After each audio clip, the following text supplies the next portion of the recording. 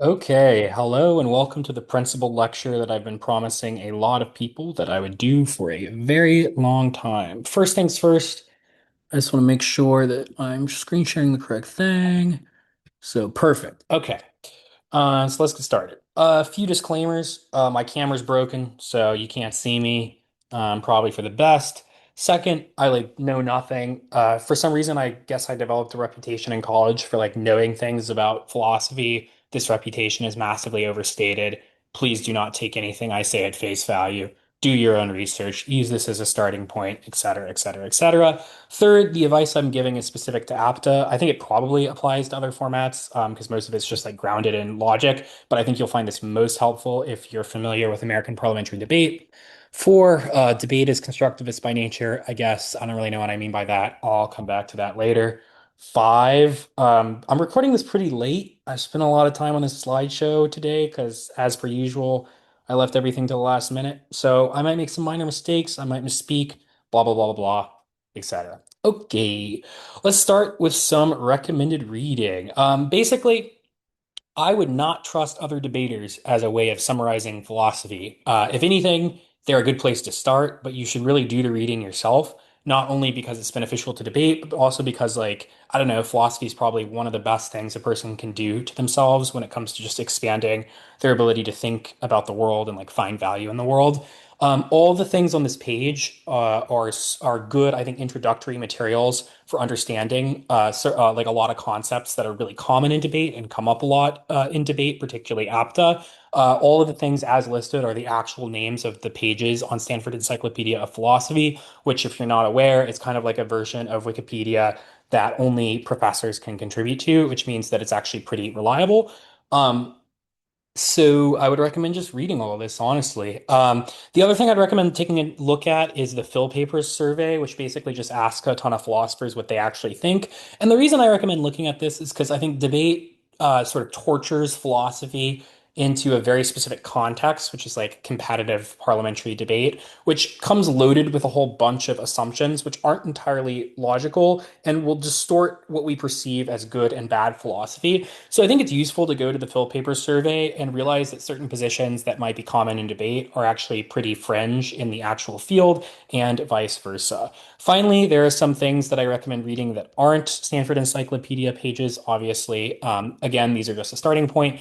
In particular, I'd recommend starting with Sources of Normativity by Korsgaard in addition to Fellow Creatures. I would probably read Mackie after Virtue, even though that's a little bit less applicable to debate. It's just like a really, really good book about philosophy. And I cannot give this lecture without plugging, in my opinion, the greatest piece of philosophy ever written, which is a piece called The Sovereignty of Good Over Other Concepts by Iris Murdoch. The degree to which this is applicable to APTA is a bit tenuous, but I would never forgive myself for recording this and not plugging what I consider to be the most life-changing thing I've ever read outside of actual novels. Okay, let's get started. So first off, what is a principle? People use the word principle a lot, and they often use the word principle to refer to different types of arguments. Generally speaking, we all have like some intuitive understanding what a principle is. People say principle versus practical all the time. But what are some ways of thinking about it? The loosest, and I'd probably say the most truthful description of a principle is just any prescriptive claim.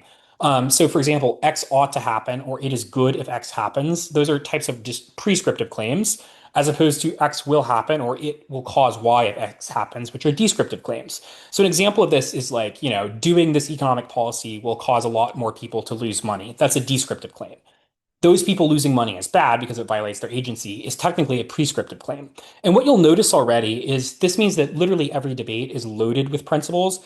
And debate in general is always going to smuggle in implicit principles, right? So, for example, if we're debating about governments, we're often smuggling in implicit principles such as the government has an obligation to prevent suffering, it's bad for suffering to occur, suffering is morally significant, practical agency is morally good. All of these are like some normative claim that are implicit in the debate. But we wouldn't really call these principles or because they're uncontestable, basically, or what I'm going to call uncontroversial. So the judge is going to take them as true unless explicitly flagged as assumptions and refuted.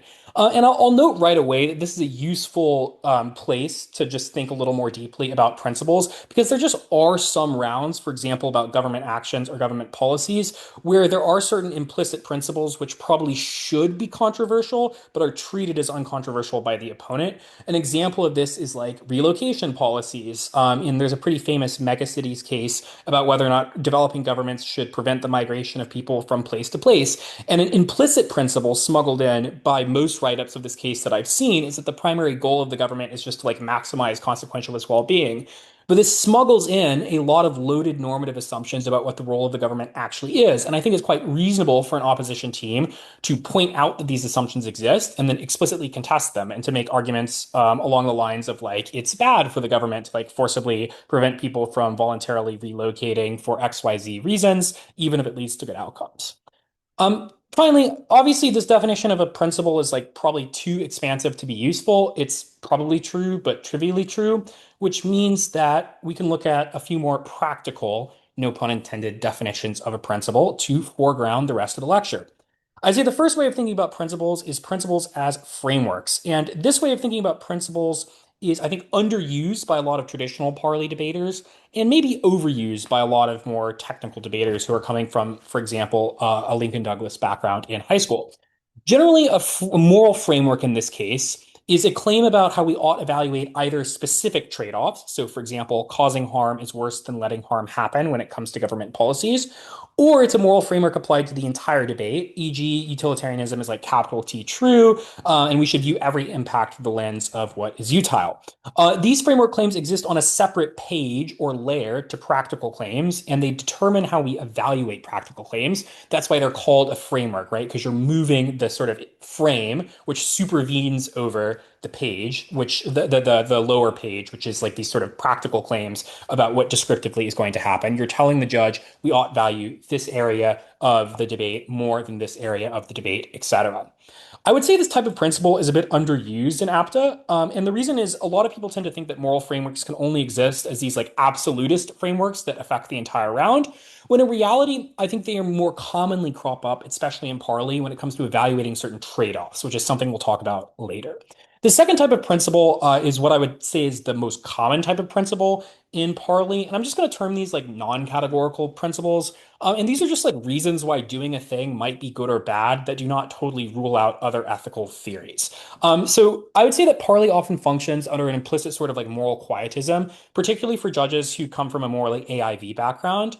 Which makes this type of principle common, right? So when you see principles in, for example, world schools, very rarely do they depend on a fully proven system of logic that like explains where the source of normativity is for the principle and explains like how we are epistemically arrive at the principle and explains like metaphysically what ethical system the principle resides in. Rather, more often than not, they're just like general plausible assertions that's like instrumentalizing somebody is bad and maybe we should reject policies that instrumentalize someone even if they lead to good outcomes.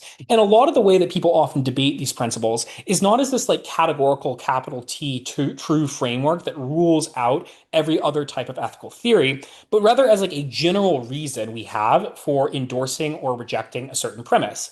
So in this case, we're not really debating about systems of ethics so much as we're debating about ethical concepts. And I think this distinction is very important because the type of weighing that you're likely to do when it comes to principles that are these sort of just like, floating principles, for lack of a better word, is very different than the type of weighing you're trying to do if you're just trying to straight up resolve the framework debate so that you can completely rule out an entire type of argument. Um, and generally speaking, then, these principles must be weighed against practical or utilitarian outcomes. And they're not necessarily privileged above those outcomes the same way they might be if you're just hard winning a framework that practical outcomes don't really matter. You have to explain why it is a better reason to endorse or reject the motion than the types of practical arguments you are comparing the principle against. The third type of principle is what I would call categorical principles. That is, principles that are just attached to systems. So an example of this is like we cannot endorse action A or outcome A because it violates principle C. And this is just like a categorical statement. So like if we fulfill this, then we just can't do the thing, regardless of what practical consequences that might lead to. An example of like a common type of side constraint claim that you might see in APDA is like a government ought not violate the rights of a minority group, even if it benefits the majority group. A government ought not institute cruel and unusual punishment, even if it leads to like good outcomes vis-a-vis deterrence. A government ought not violate due process, even if blah blah blah blah blah. So you get the sort of function here, the idea here. And the reason these are categorical is just because we cannot violate the principle. So you have to logically prove that the principle is inviolable, and we'll talk about how to do that in a minute. The other sort of version, which is I would say more full in terms of categorical principles, is, and I'm just going to like tag this as deontology, which is just an entire system which is entirely based on ethical principles and which does not appeal to outcomes whatsoever. In which case, sort of by definition, these principles are inviolable because they are the sole standard by which we define ethics. Okay, so in this case, we would be debating about ethical systems, not merely ethical concepts. Okay, so with that foregrounding in place, which is to say, when people say principle, they don't necessarily mean the same type of argument with the same type of burdens in each case. I'm just a brief outline of what this presentation is going to be about. I'm just going to talk about some stuff that I think is important. Then I'm going to run through some basic theories about meta-ethics and some problems with each theory, some basic theories about ethics and some problems with each theory, some thoughts on weighing principles and burdens of proof, and some thoughts on specific arguments that crop up frequently in APTA, though I believe the order of the last two is reversed. Cool. Let's start by talking about something called credence, and I'll sort of port that into the idea of burdens of proof. So I think a lot of debaters have a strange belief that in order to vote on a principle, we must be absolutely certain of that principle within the context of the round.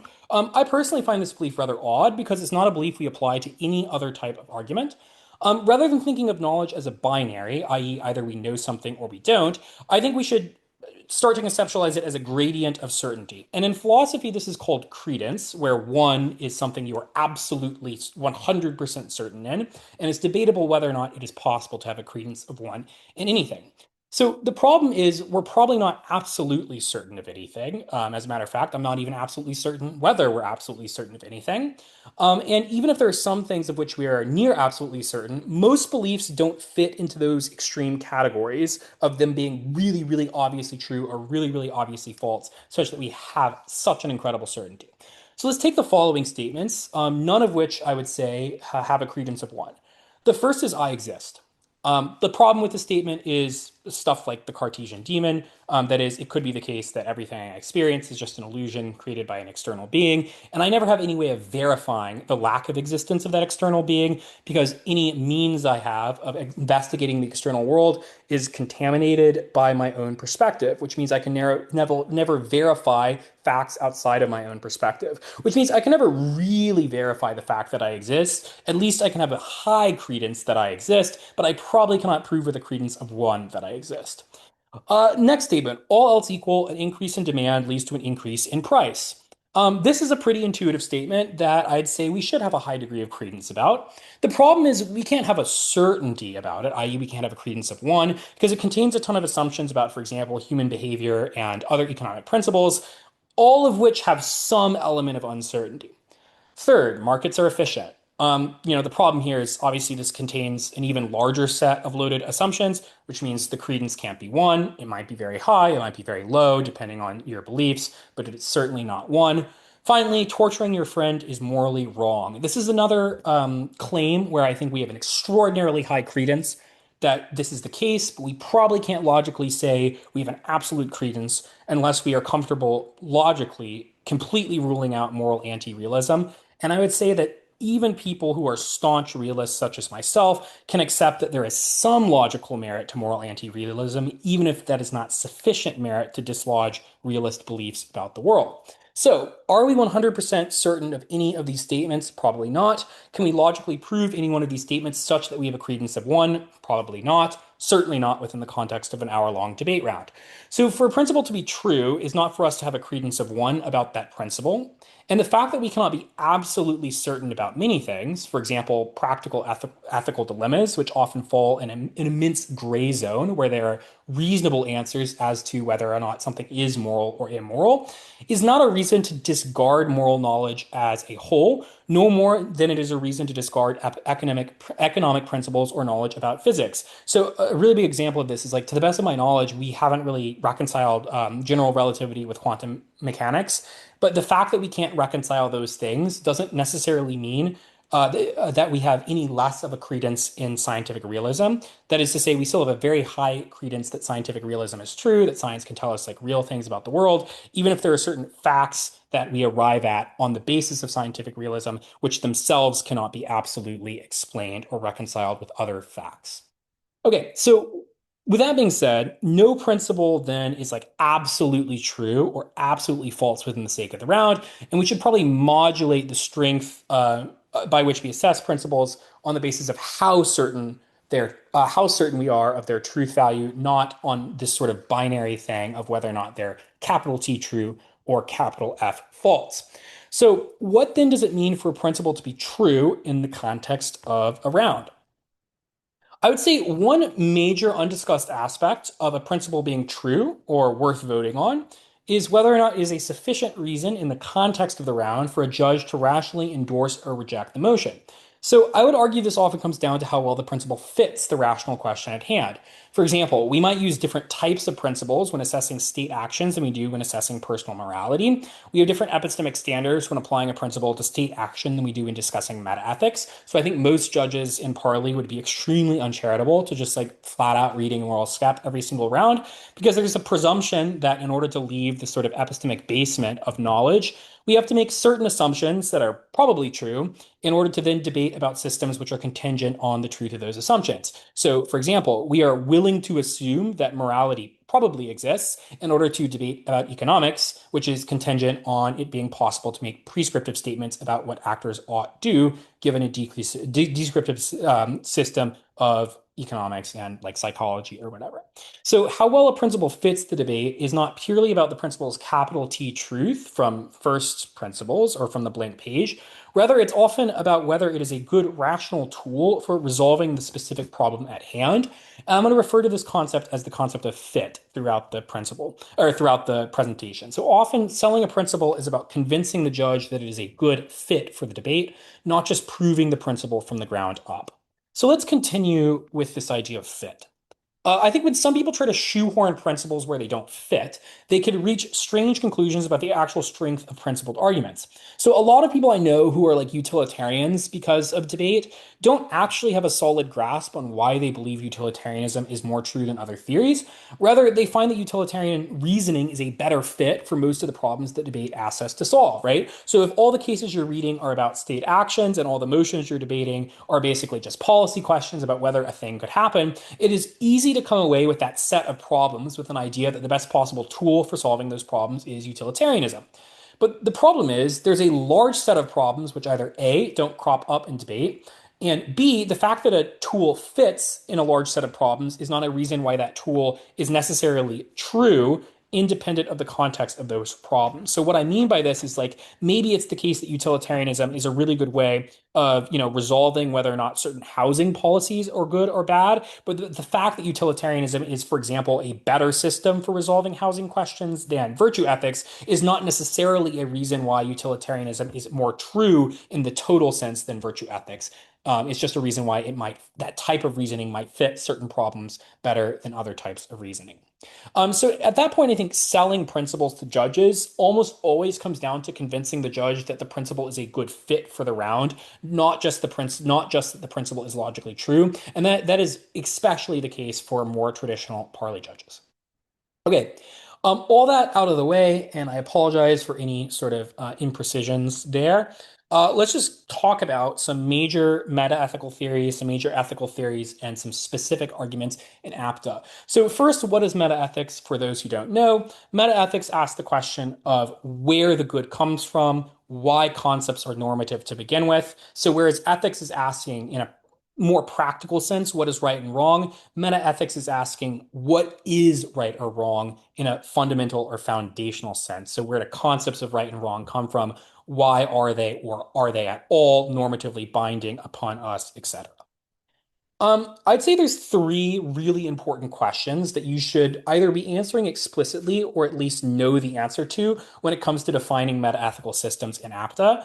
First, what is the system you're actually describing? I'd call this the metaphysical question. Second, how do we access this system, which is the epistemic question, i.e., how do we come to have knowledge of moral facts, even if we accept that moral facts exist? And third, what makes the system binding upon us? So, what makes, even if moral facts exist, even if we come to know moral facts, why are we normatively compelled to act upon them? Because we aren't, for example, necessarily normatively compelled to act on other types of facts, even if we accept that they exist and are true. So whether these burdens are like independent depends on the system you're defending, as you'll see in a second. Regardless, I think it's important to define some element of all three questions. And I really hope that I am recording this. Uh, I do believe I am. Okay. So there's let's walk through some common meta-ethical theories. The first is naturalism. The metaphysical element of naturalism is that so what it describes, the type of system it describes, is that moral properties are identical and or reducible to natural empirical properties. The way we come to know moral properties is the same way we come to know other natural facts, that is through observation, through empirical stuff, through science. And the reason that moral facts or natural moral facts are normative is probably the weakest or hardest to fill burden that this theory has. Like there are certainly ideas that naturalists have for addressing it. It's also possible to like intuition pump this layer. Like it is intuitive that that sort of scientific facts of like pleasure and pain are normatively binding. That's a relatively intuitive claim that most judges will buy, but it is technically speaking like the textbook definition of the naturalistic fallacy. Specifically speaking, and that should say naturalistic, not naturalism, my bad. Just because A is pleasurable can be empirically shown as true does not mean that A is good can be known through the same empirical methods. So this is the big thing to flag with naturalism right away. It's just, even if it's the case that moral facts are natural, even if it's the case that we have some mechanism for knowing natural moral facts, it's unclear why they are binding upon us, or why they get us to some actual binding conception of the good. Great. So, how do we reconstruct an argument for naturalism? First, if non-natural facts exist, they cannot be known because they are causally inert, i.e., it could not be the cause of moral judgments and cannot explain why we arrive at moral judgments. So, a fact that is not causally inert is, for example, I see that a tree has leaves, so I have the belief that that particular tree has leaves. In this case, the fact that the tree has leaves directly causally influences my belief, which is an accurate description of the fact. So the claim that naturalism makes, and this is a somewhat persuasive claim, I would say, is that it is impossible to know non-natural facts or like spooky or like metaphysical facts.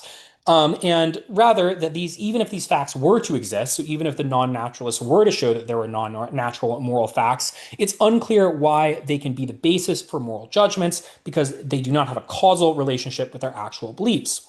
Second premise of naturalism is that like we have some moral knowledge. I would say unless you're going up against like a hardcore skepticism argument, this is a pretty uncontroversial idea, i.e., we probably have some knowledge, or again, if we revisit the idea of credence, we have some automatic credence that cruelty towards others is wrong, even if I cannot in this instant logically justify that belief such that I have a credence of one, I still have some credence that cruelty is wrong. Three, because we have some moral knowledge, moral facts cannot be non-natural. So this proceeds from premises one and two. That is, if we have moral knowledge and if we accept that non-natural facts cannot be the basis for moral knowledge, we must accept that moral facts themselves are natural. Um, Excuse me, whoopsie. For some natural facts, for example, suffering are the kinds of things that rational agents have reason to care about, independent of any non-natural claims. So this is where the naturalist explains why stuff like pain or pleasure, why it is just like naturally the case that rational beings are able to say that that pleasure enables flourishing or pain impedes flourishing. And these are the kinds of things that we have good reason to accept or reject as being true without appealing to this broader metaphysical standard. And five, when we identify goodness and badness with natural properties, we recognize that we have natural reasons to care about promoting or reducing those properties. And this is the sort of normatively binding part. It's more or less just like asserted as a premise. But again, I think this is like plausible. And I think if someone makes this series of arguments in a debate round, the judge would have some credence that naturalism is true, i.e., the idea behind this final premise is that part of the descriptive nature of goodness and badness is such that if we accept that that a natural property such as pain is associated with badness, then we recognize we then have natural reasons to care about reducing pain in other people on the basis of its sort of natural normativity. Great.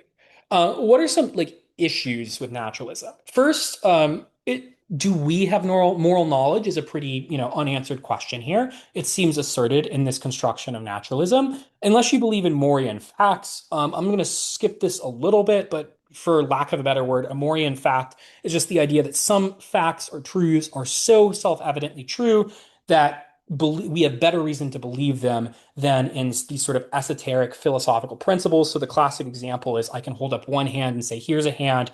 I can hold up another hand and say, here's another hand. You can do all the postulating you want about external world skepticism. The Morian fact interpretation of this is just like it is like very self-evidently true that here's one hand, here's another hand, and no amount of logical posturing can dislodge this self-evident truth. Under that conception of morality, then we certainly have moral knowledge because I would argue that moral knowledge is just like a self-evident fact to most people. But this is a bit of a logical leap. So this is certainly something you can use to challenge the theory. Second, you can argue that non-natural facts might not be causally inert. So like it could be the case that a non-natural fact actually is a reason that I have for holding a belief. Third, we probably can have knowledge of causally inert facts. So, for example, math is probably an example of a concept which is both causally inert and something which is the basis for certain beliefs I have.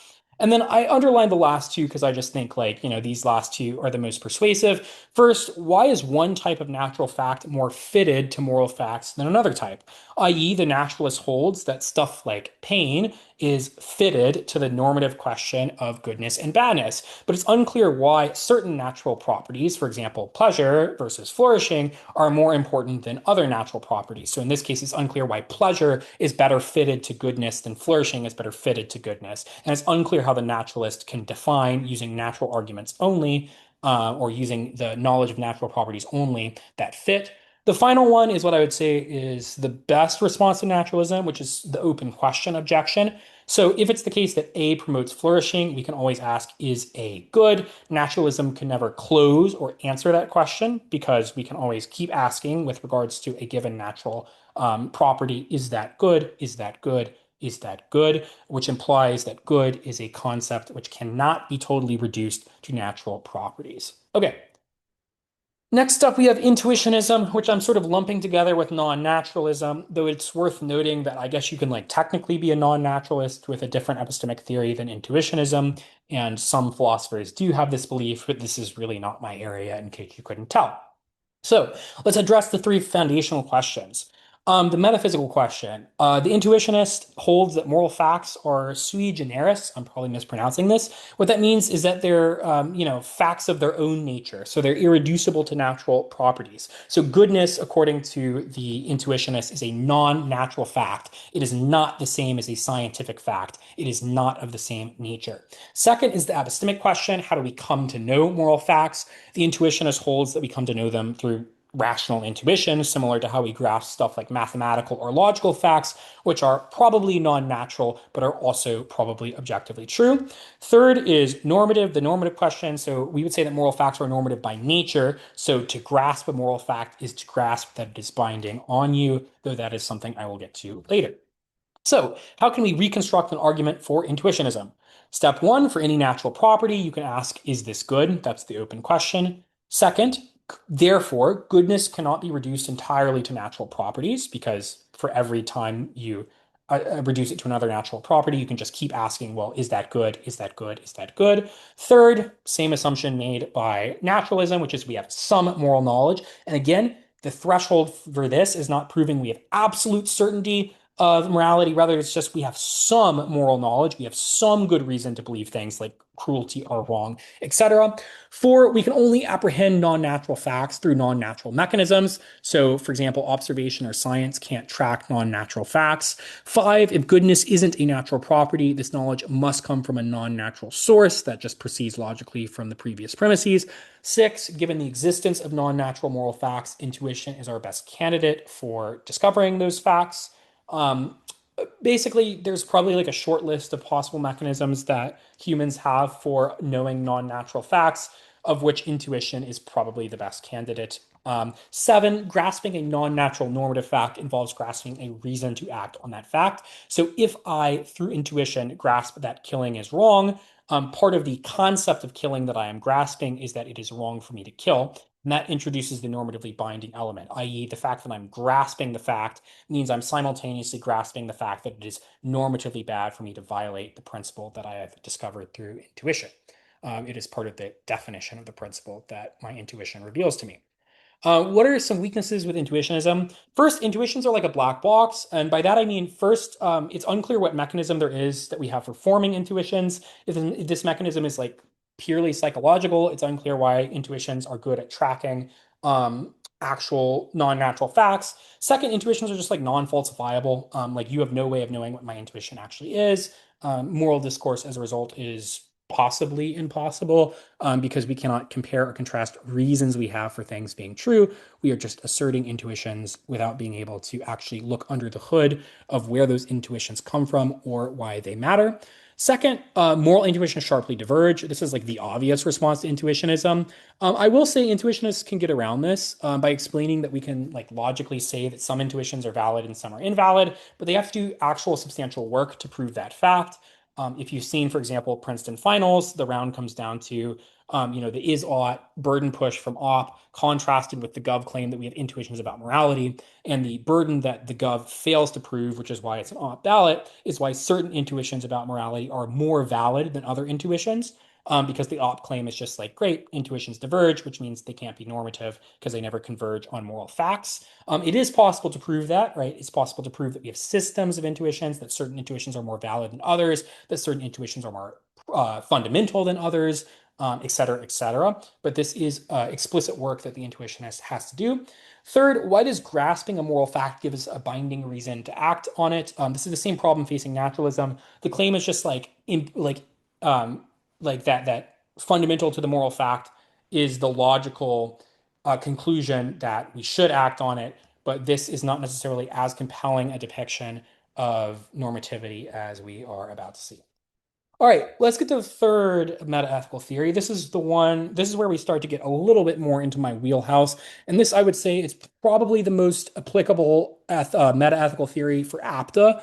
The idea here is Kantian constructivism. I'm leaning heavily on Korsgaard, though there are alternatives. This idea collapses a lot of the burdens. So for Kantian constructivist, moral facts do not exist out there, i.e., there's no like metaphysical system, or at least that's the claim that people like Korsgaard are willing to make, though this is subject to some criticism by detractors. Rather, moral facts are constructed through rational procedures. And the rational procedure that constitutes moral facts is the means by which we come to know those moral facts. So I'll explain more on that in a second. The third element of this is then that norms are binding because they're constitutive of agency, which is why this particular flavor of constructivism is often called constitutivism. And we'll get to that in a second. So how do we reconstruct the argument? And I actually find this argument rather persuasive insofar as analytic philosophy can ever be persuasive. First, choosing between desires necessitates rational reflection, i.e., endorsing one desire as more fit or worth taking up more than another. Two, the fitness of desires depends on an underlying practical identity. So, what is the right thing to do for a sea captain is not necessarily the same as what the right thing to do is for the chef. But that leads to a problem. We can always question why that practical identity is binding, which is the problem with functionalism. So why does a chef have a normative obligation to uphold their identity or their practical identity as a chef? This leads us to our ultimate sort of underlying identity as a rational being, which is the only identity that is self that is non-optional. And this is one of the most important moves that course guards makes. That is, to reject your identity as a reflective, self-governed agent is self-defeating because the act of rejection is grounded in that identity. In other words, to say something like, I am not a reasoner involves employing my status as a reasoner to reject my status as a reasoner, which is definitionally incoherent, which means that, as it's often termed, reason is inescapable, i.e., we use reason to question reason. We can never leave reason behind. Five, you have no special property that makes you value your own reason more than others. So it is logically required to value that capacity in others as well. This is how we get to the sort of quote formula of humanity or the idea of universally binding norms. Um, Six, we access moral norms by undertaking a reflective procedure, not by observing external facts. And seven, moral norms are binding because they are constitutive to agency, i.e., to act is to accept the supremacy of reason. It is incoherent to reject reason. So we can imagine a sort of practical application of this argument, which is something along the lines of killing another person is bad. This begins with the fact that I have to choose between desires at all times by taking up certain reasons, or certain things as a better reason to act than other things. From this, I build out the fact that I value my underlying nature as a reasoner because this is what enables me to act to begin with, i.e., my actions are constitutive of my nature as a reasoner. From this, I built out the fact that there is no objective or logical reason by why my status as a reasoner matters more than other people's status as a reasoner. And from this, I can build out the idea that it is wrong for me to kill another reasoner for the same reason that I would not will myself to die. I cannot will upon another death. The reason being that the reason I have for accepting that myself dying is bad is no better objectively than the reason I have for accepting that killing someone else is reasonably bad. And the reason that this conclusion is binding upon me is because I cannot escape reason as the mechanism for uncovering truth, right? So I can never say, but what if, what if it's not actually the case that reason is used for this because I'm using reason to ask that question to begin with? Great. What are some strengths of Kantian constructivism? First, and this is the most important part, Korsgaard characterizes Kantian constructivism as something called procedural realism. So goodness is defined by following a certain reflective procedure, not by accessing external facts. And the reason this makes this theory very strong is because, particularly in the modern age, I think we have a very hard time accepting the idea that facts are non-natural or that they're tied to this quote unquote spooky metaphysical system.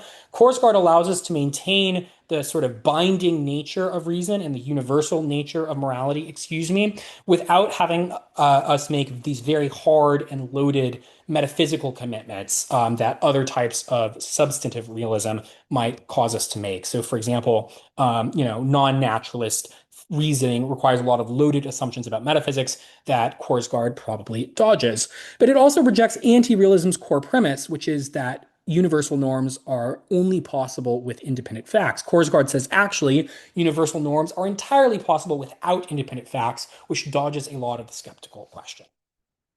What are some weaknesses to Kantian constructivism? The first one's something called the schmagency objection. Basically, the idea behind this is like maybe it's possible to act without being an agent in the Korsgaardian sense, i.e., maybe it's possible to be someone who self-reflects but just doesn't accept normative commitments. The specific part of the argument this attacks is the incoherence standard, right? So we can accept that all of the premises on this slide are true and that it is incoherent for me to act in such a way that violates another reasoner's, dignity or whatever. The problem with this is the schmagency objection says, okay, but you can have all the characteristics of practical reason and still just make the decision to violate other people's reason, violate other people's dignity because you just fundamentally don't accept. You're willing to put up with the fact that you're incoherent. You just fundamentally can still exist and refuse to accept that these moral conclusions are binding upon you. The problem with the schmagency objection, I think the reason why schmagency is probably not persuasive to people like Korsgaard, but it is persuasive to people who struggle to accept Korsgaard's initial premises, is that Korsgaard's whole idea is that the normative nature of reason is not this like extra thing or extra fact that is attached to reason. It is constitutive of reason itself, because in order to take up one desire as more fit than another desire, we must reflectively endorse or use reason to normatively endorse one desire as being a better thing or a better fit for us than other desires. So Korsgaard holds that normativity is a constitutive aspect of reason, not an add-on to reason. Second is probably the metaphysical objection. This is interesting. I don't know how applicable it is to debate, but there's a very interesting paper called A Puzzle About Justice by Michael Thompson, which basically argues that Korsgaard and other modern Kantians' willingness to eschew Kant's metaphysics is actually a reason why she cannot explain what universal properties bind agents together. I just wanted to mention that because I think it's an interesting objection. There's some responses to it that I won't get into. Third, and this is very common, is there's specific objections to universalizability, i.e., just because you value your own agency, that's not necessarily a reason why you ought to value other people's agencies the same way you value your own. Perhaps valuing your own agency is simply like a practical condition to action. It does not necessitate logically, though, that you value other people's agency because you don't necessarily have to accept their agency as binding in order for you yourself to act. So those are some potential responses to Kantian constructivism. I know that the way I'm explaining these arguments is a bit wordy. It's because I really do want to at least put on the slide all of the basic premises that are being supposed. That being said, I think this argument is pretty easy to explain in a shorthand. It just goes something along the lines of moral facts don't exist out there. We can't access them. We can't see them, touch them, or taste them. Rather, they are constructed out of rational reflection, which is necessary because we have to endorse certain desires as more fit for action than other desires.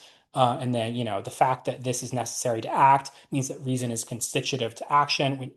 Reason is inescapable, throw that in there, and then get to the universalizability part. So if I value my own reason, there's no reason for me not to value other people's reason equally. And then you can build that out into a system of universalized ethics. Great. Finally, the final metaethical theory I want to talk about is Levinas. And calling Levinas, like even assigning any phrase like metaethics to him, is probably a bit misleading. So I'll just group this under the concept of pre-rational ethics in general.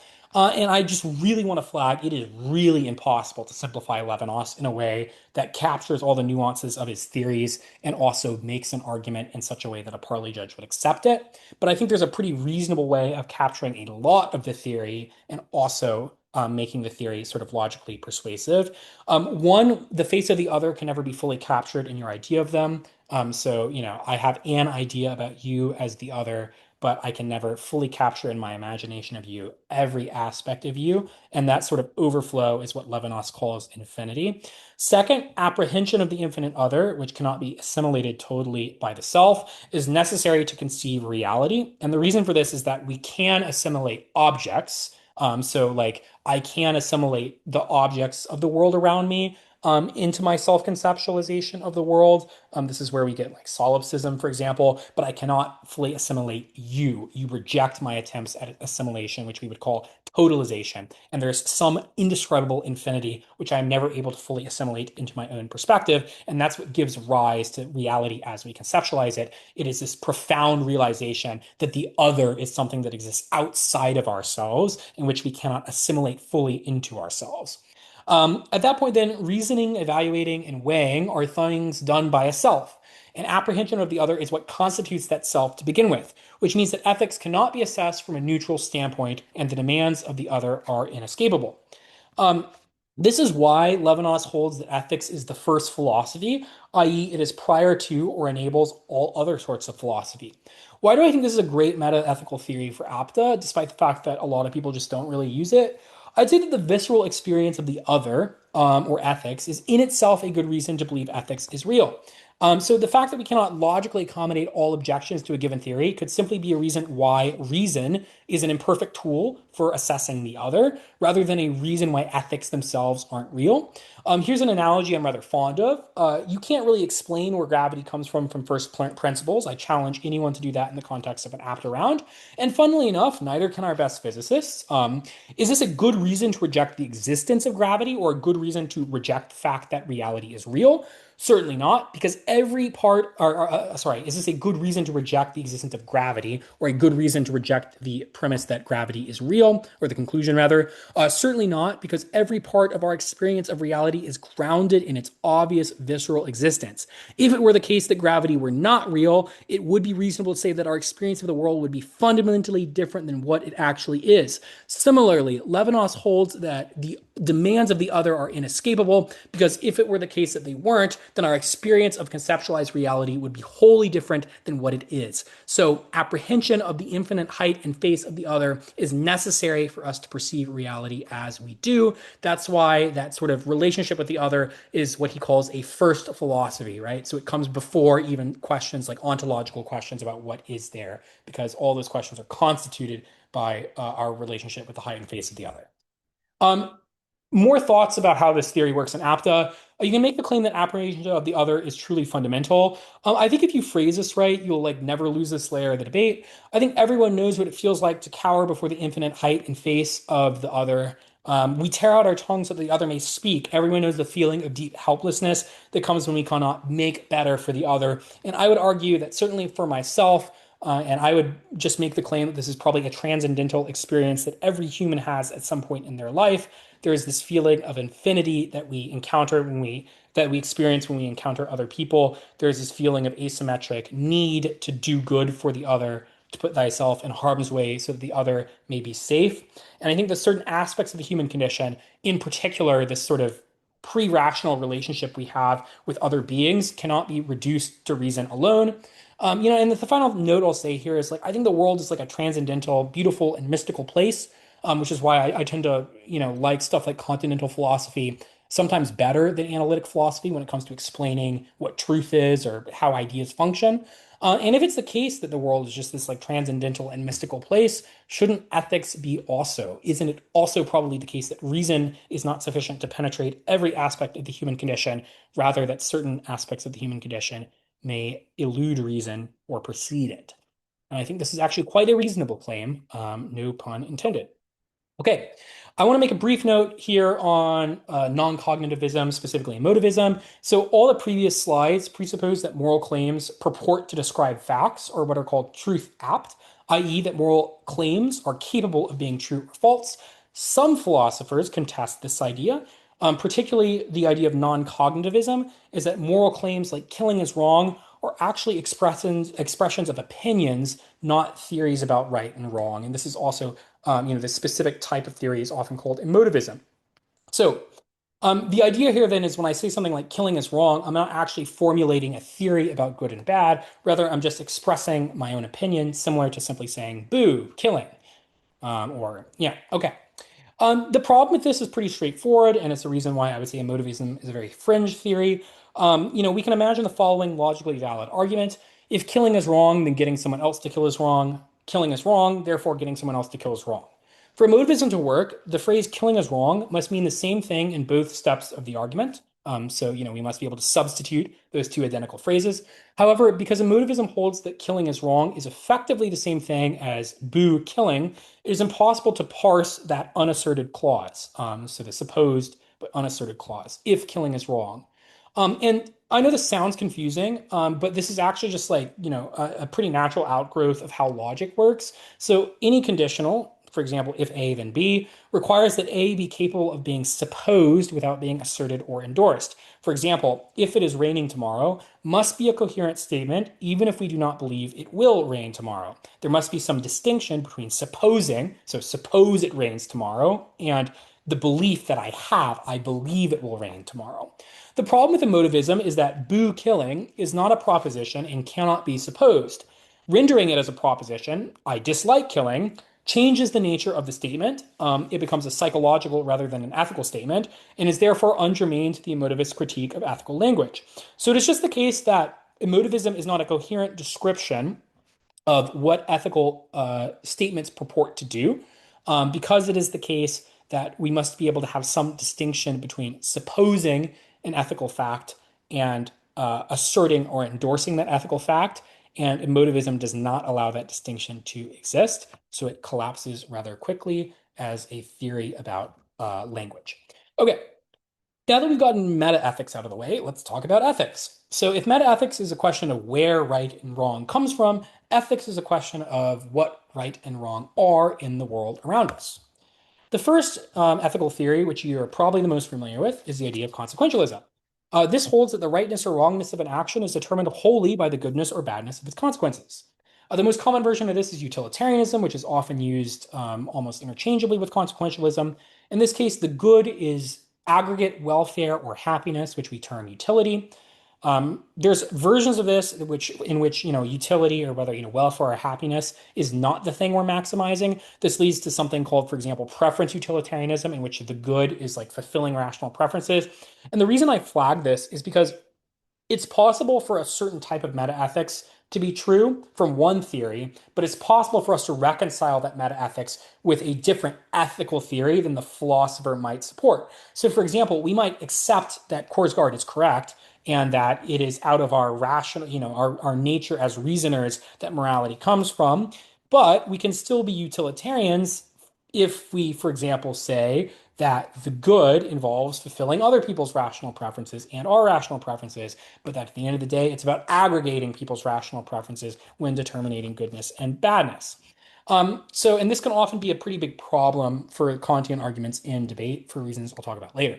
Okay, so when evaluating whether an action is good, we have to consider alternative actions. So, a pretty simple example is, maybe stubbing your toe is good if the alternative is breaking your foot, but it's certainly bad if the alternative is getting a cookie. And more precisely, then, an act is good if the goodness of that action is better than available alternatives. And it's important that we don't forget that last part, better than available alternatives, because that is a very important aspect of consequentialism. So, how can we make an argument from consequentialism logically? One, evaluative properties like good and bad concern states of affairs, e.g., a world with more or less suffering. Two, actions are not states of affairs, rather, they bring about states of affairs. Three, therefore, actions are only instrumentally valuable insofar as they bring about good or bad states of affairs. Four, additionally, no one's welfare matters more than anyone else's. This is the concept of impartiality. So there's no reason why you experiencing pain matters any more than me experiencing pain, because consequentialism holds that goodness and badness are purely a question of states of affairs. So the state of pain experienced by you is morally indistinguishable from the state of pain experienced by me. And finally, the right act is the one that maximizes the best outcome impartially, which is just sort of the conclusion of these premises. So at that point, it's worth drawing a particular nuance between act consequentialism and rule consequentialism. Act consequentialism is the idea that an act is right if and only if, that's what IFF means, it produces the best available outcomes in that specific instance compared to viable alternatives. Rule consequentialism, on the other hand, holds that we should evaluate rules by their consequences when followed generally, and then follow rules that lead to good consequences. So here's a silly example to illustrate this division. Is it okay to employ a white lie with your partner? We can justify a white lie with act consequentialism by saying that because the lie makes them happy and they never find out about it, it leads to good consequences in this moment, so we should do it. However, we can also reject the idea that white lies are good with rule consequentialism, because we can say that lying in general leads to bad outcomes, particularly lying to someone who you love. It undermines trust, for example. So you shouldn't do it in this instance, right? So in this case, we're not assessing the goodness or badness of the white lie based on its immediate consequences, but rather about whether or not the rule of lying is good or bad. We can apply this to like many government actions, for example. If it is easy to use consequentialism to justify why rights violations are bad, potentially even if they lead to good outcomes in the moment. The reason for this is like, as a rule, allowing the government to violate rights is bad. This is a pretty strong consequentialist justification for why we shouldn't allow stuff like the Patriot Act or surveillance states, which is even if it theoretically, even if we grant the premise, this would reduce terrorism. Now, as a rule, it is bad to allow the government to trample on rights because it leads to authoritarian backsliding. At that point, I think rule utilitarianism is a massively useful tool on APDA because it dodges many of the obvious problems with act utilitarianism. For example, why don't I drop out of school and just do drugs under a bridge because that's constantly maximizing my pleasure in any given moment. Um, you know, and other more sophisticated objections. Rule utilitarianism is able to dodge those. However, it can also collapse into deontology if the consequentialist is not careful. What are some debatey responses to util or consequentialism? There's a bunch. First is what we call reductio ad absurdum, which is the utility monster argument. So imagine a theoretical creature that experiences increasing marginal returns from each additional piece of utility, which is the reverse of how humans work. If that were the case, every additional thing that you give to them, maybe they experience increasing marginal utility from eating stuff. Every additional thing that you give to the monster makes it feel more and more pleasure until eventually you are morally obligated to feed all of existence to the utility monster because it experiences an infinite amount of pleasure, which outweighs the amount of pain or harm you're causing by destroying everything. This is just like reductio ad absurdum. It's just like if we take this theory to its logical conclusion, it causes us to believe absurd things, which is then used as a justification to reject the theory. Second is what we call repugnant conclusions. It is just the case, or at least that's what the subjection says, that utilitarianism can never really condemn obviously bad things like slavery or genocide, because there's always a hypothetical state of affairs where, for example, 51% of the population enslaving 49% of the population might mathematically work out to be a utilitarian good. But this leads us to repugnant conclusions like even saying we are like morally obligated to enslave a small portion of the population for the utility of the rest of the population, which is obviously an absurd idea. The next three are more logically complete objections. One is the aggregation problem. I'm very fond of this. I think it's a very persuasive objection to utilitarianism. The idea here is that there's no universal calculator or no universal being for whom all actions can be summed as good or bad, nor are individual persons fungible. So the fact that I lose something and you gain something of equal value doesn't cancel anything out because I still experience loss, you experience gain. And notably, there's no total person for whom the aggregation makes sense. So different good, and furthermore, different goods are experienced differently for different people and possess different qualities, right? So how can we compare the utility of me getting married versus, you winning the Super Bowl? There is not just a difference in the degree of utility, there's a difference in the kind of utility that those actions produce, which suggests that they can't be summed together. So this is two separate versions of the aggregation problem, I think both of which are persuasive. The first one in particular, in my opinion, is persuasive. We'll get to this in a bit when we talk about Korsgaard's arguments about tethered values. But broadly speaking, there's no universal human for which aggregates exist. Aggregates are just basically a mathematical fiction. There's no person who experiences the goodness or badness or the aggregate. There's only persons who experience individual acts. Four is the moral luck objection. If goodness and badness are contingent on actual consequences, not reasonably anticipated consequences, then rightness and wrongness is entirely outside the agent's control, and we cannot coherently assign blame or praise. So if it's the case that consequentialism is based on the outcomes of things, and if it is the case that we cannot fully know the outcomes of things, then whether acts are good and bad is actually outside of an agent's control, because it just depends on whether or not things happen to turn out well or happen to turn out poorly. Which means we can't coherently assign blame or praise, which means the entire ethical system breaks down. Five is some version of the butterfly effect. This is often read as a very cheesy argument in APDA, but I want to flag it just because it's so common. Predictions are impossible because the butterfly effect is the strong version of the claim, so we should default to the actual goodness or badness of an action, not the perceived consequences. This is usually pretty cheesy and only works as a trick, but it can work reasonably for actions that are like genuinely very uncertain. Like, should we sacrifice someone for nebulous benefits? I think you can reasonably argue under a consequentialist framework that we should deprioritize highly uncertain actions, even to the point of excluding them from EV calculations. That's maybe a separate question. And notably, if it's the case that you're just hard winning, that it's impossible to predict the consequences of your actions, then consequentialism can't be act guiding. And there's an additional little, idea I like to throw in here, which is that there's always an infinite set of theoretically better actions that you're omitting by committing to a certain action, which means, you could always be doing more good than you're doing, which makes ethical action impossible under consequentialism. This is a bit of a more cheesy response, but I think the best responses are like the aggregation stuff, the utility monster, repugnant conclusion stuff, like the first three things I think are pretty reasonable. All right, next ethical theory to talk about is deontology. The most common type of deontology is Kantianism or neo-Kantianism. So rightness and wrongness for the deontologist are determined by if an action conforms to a duty, rule, or principle, not by the goodness or badness of its consequences. Some acts are required or prohibited in themselves, regardless of consequences, because they violate or affirm certain moral rules. Kantianism holds that duties are grounded in reason and act is permissible only if the principle behind it, i.e., the maxim, could be willed as a universal law that could be adopted by any rational agent acting rationally. This is the principle of universalizability. This is also a version of the categorical imperative, though this is not necessarily the best version of the categorical imperative. The other thing that most deontologists hold is that persons must always be treated as ends in themselves, never merely as means. So this is often called the formula of humanity. Let's reconstruct the argument for deontology as it is classically presented in debate, and I'll note that this version of the argument does diverge a little bit from what Korsgaard would hold. So one, whenever you act, you're implicitly committing to a general rule. We've sort of already explored that concept in metaethics, so it's impossible to act without rationally endorsing certain desires as more important or more fit than others. Two, to act rationally is to act consistently, i.e., you cannot rationally will a maxim that, if universally adopted, would undermine the possibility of acting on that maxim. This is where we get the idea of universalizability. So, for example, if we universalize "I will lie whenever convenient," promises and assertions would cease to be trusted, which makes universal lying a self-defeating proposition. Not sure why there's a bunch of random hyphens in there.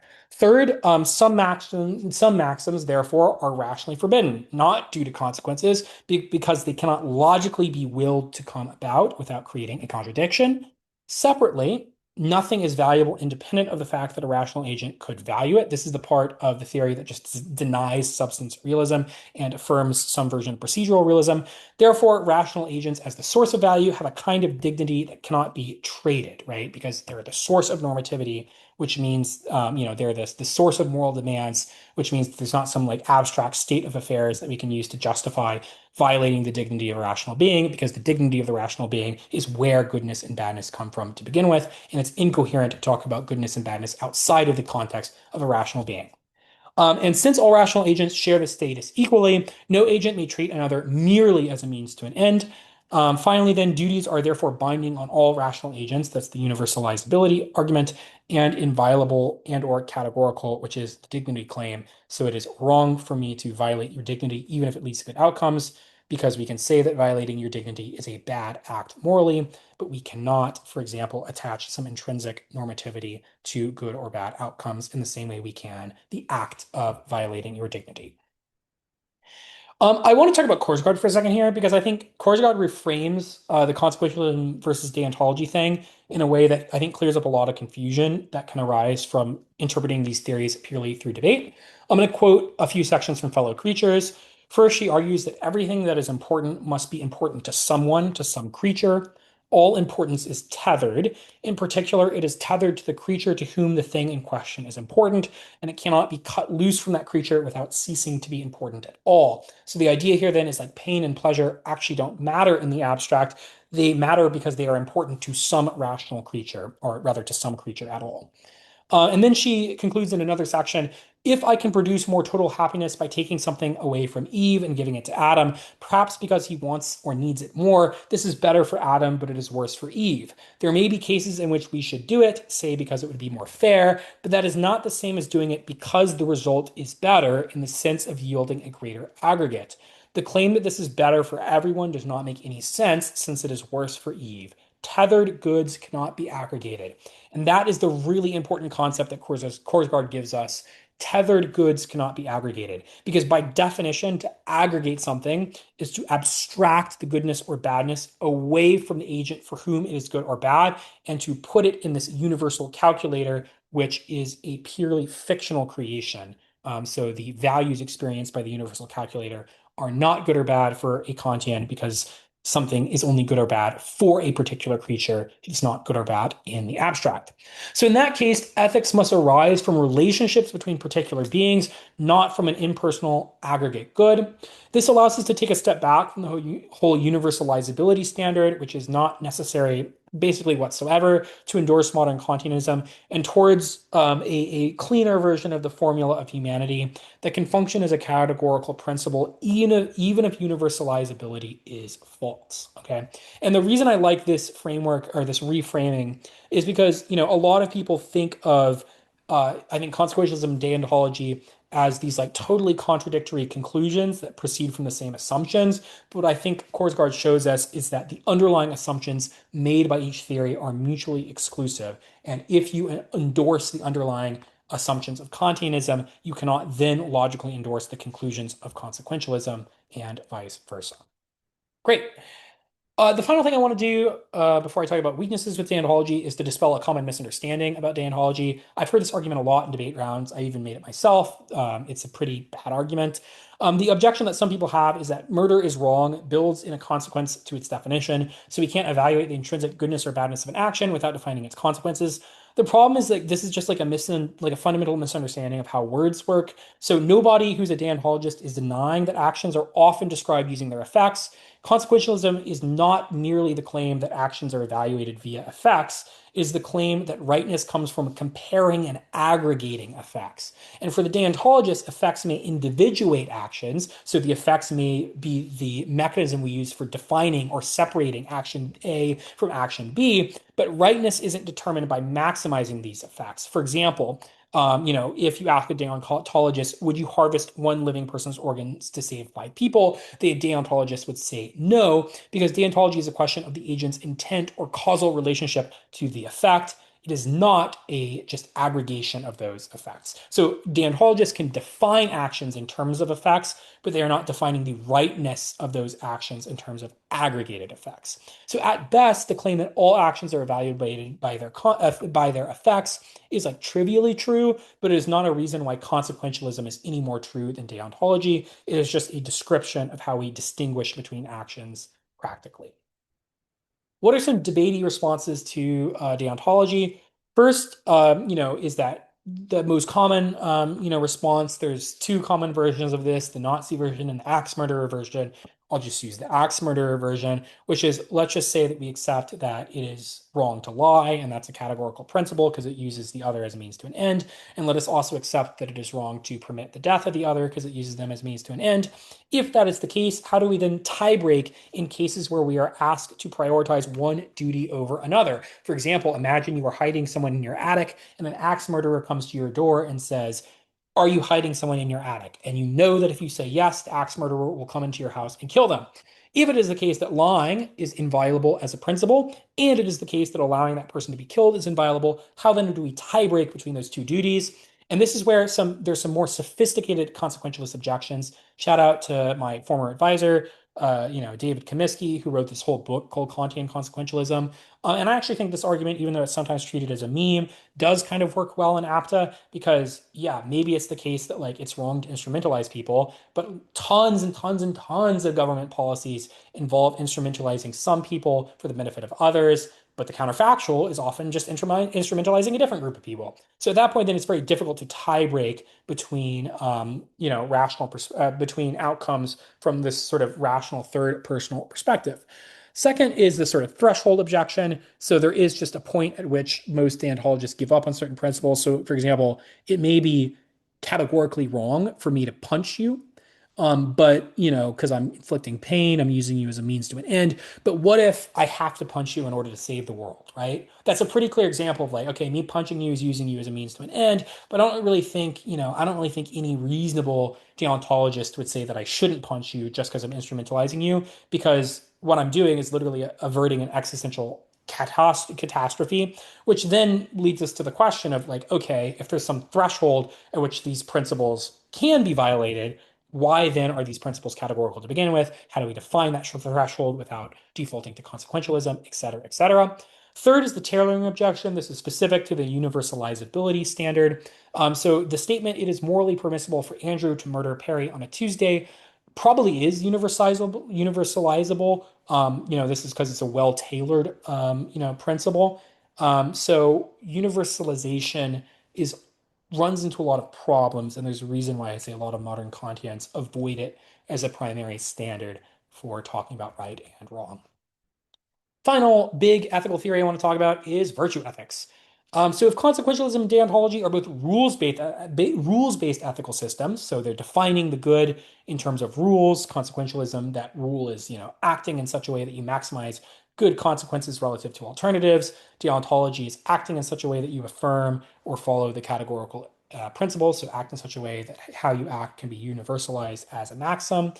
Virtue ethics is just like, actually, this is just a bad way of thinking about ethics in general, because ethics is not about following certain rules, it's about developing good character. So a virtue ethicist holds that rightness is not the primary means of evaluation, rather, character is. Right and wrong acts are derivative of what a virtuous person would do in a certain situation.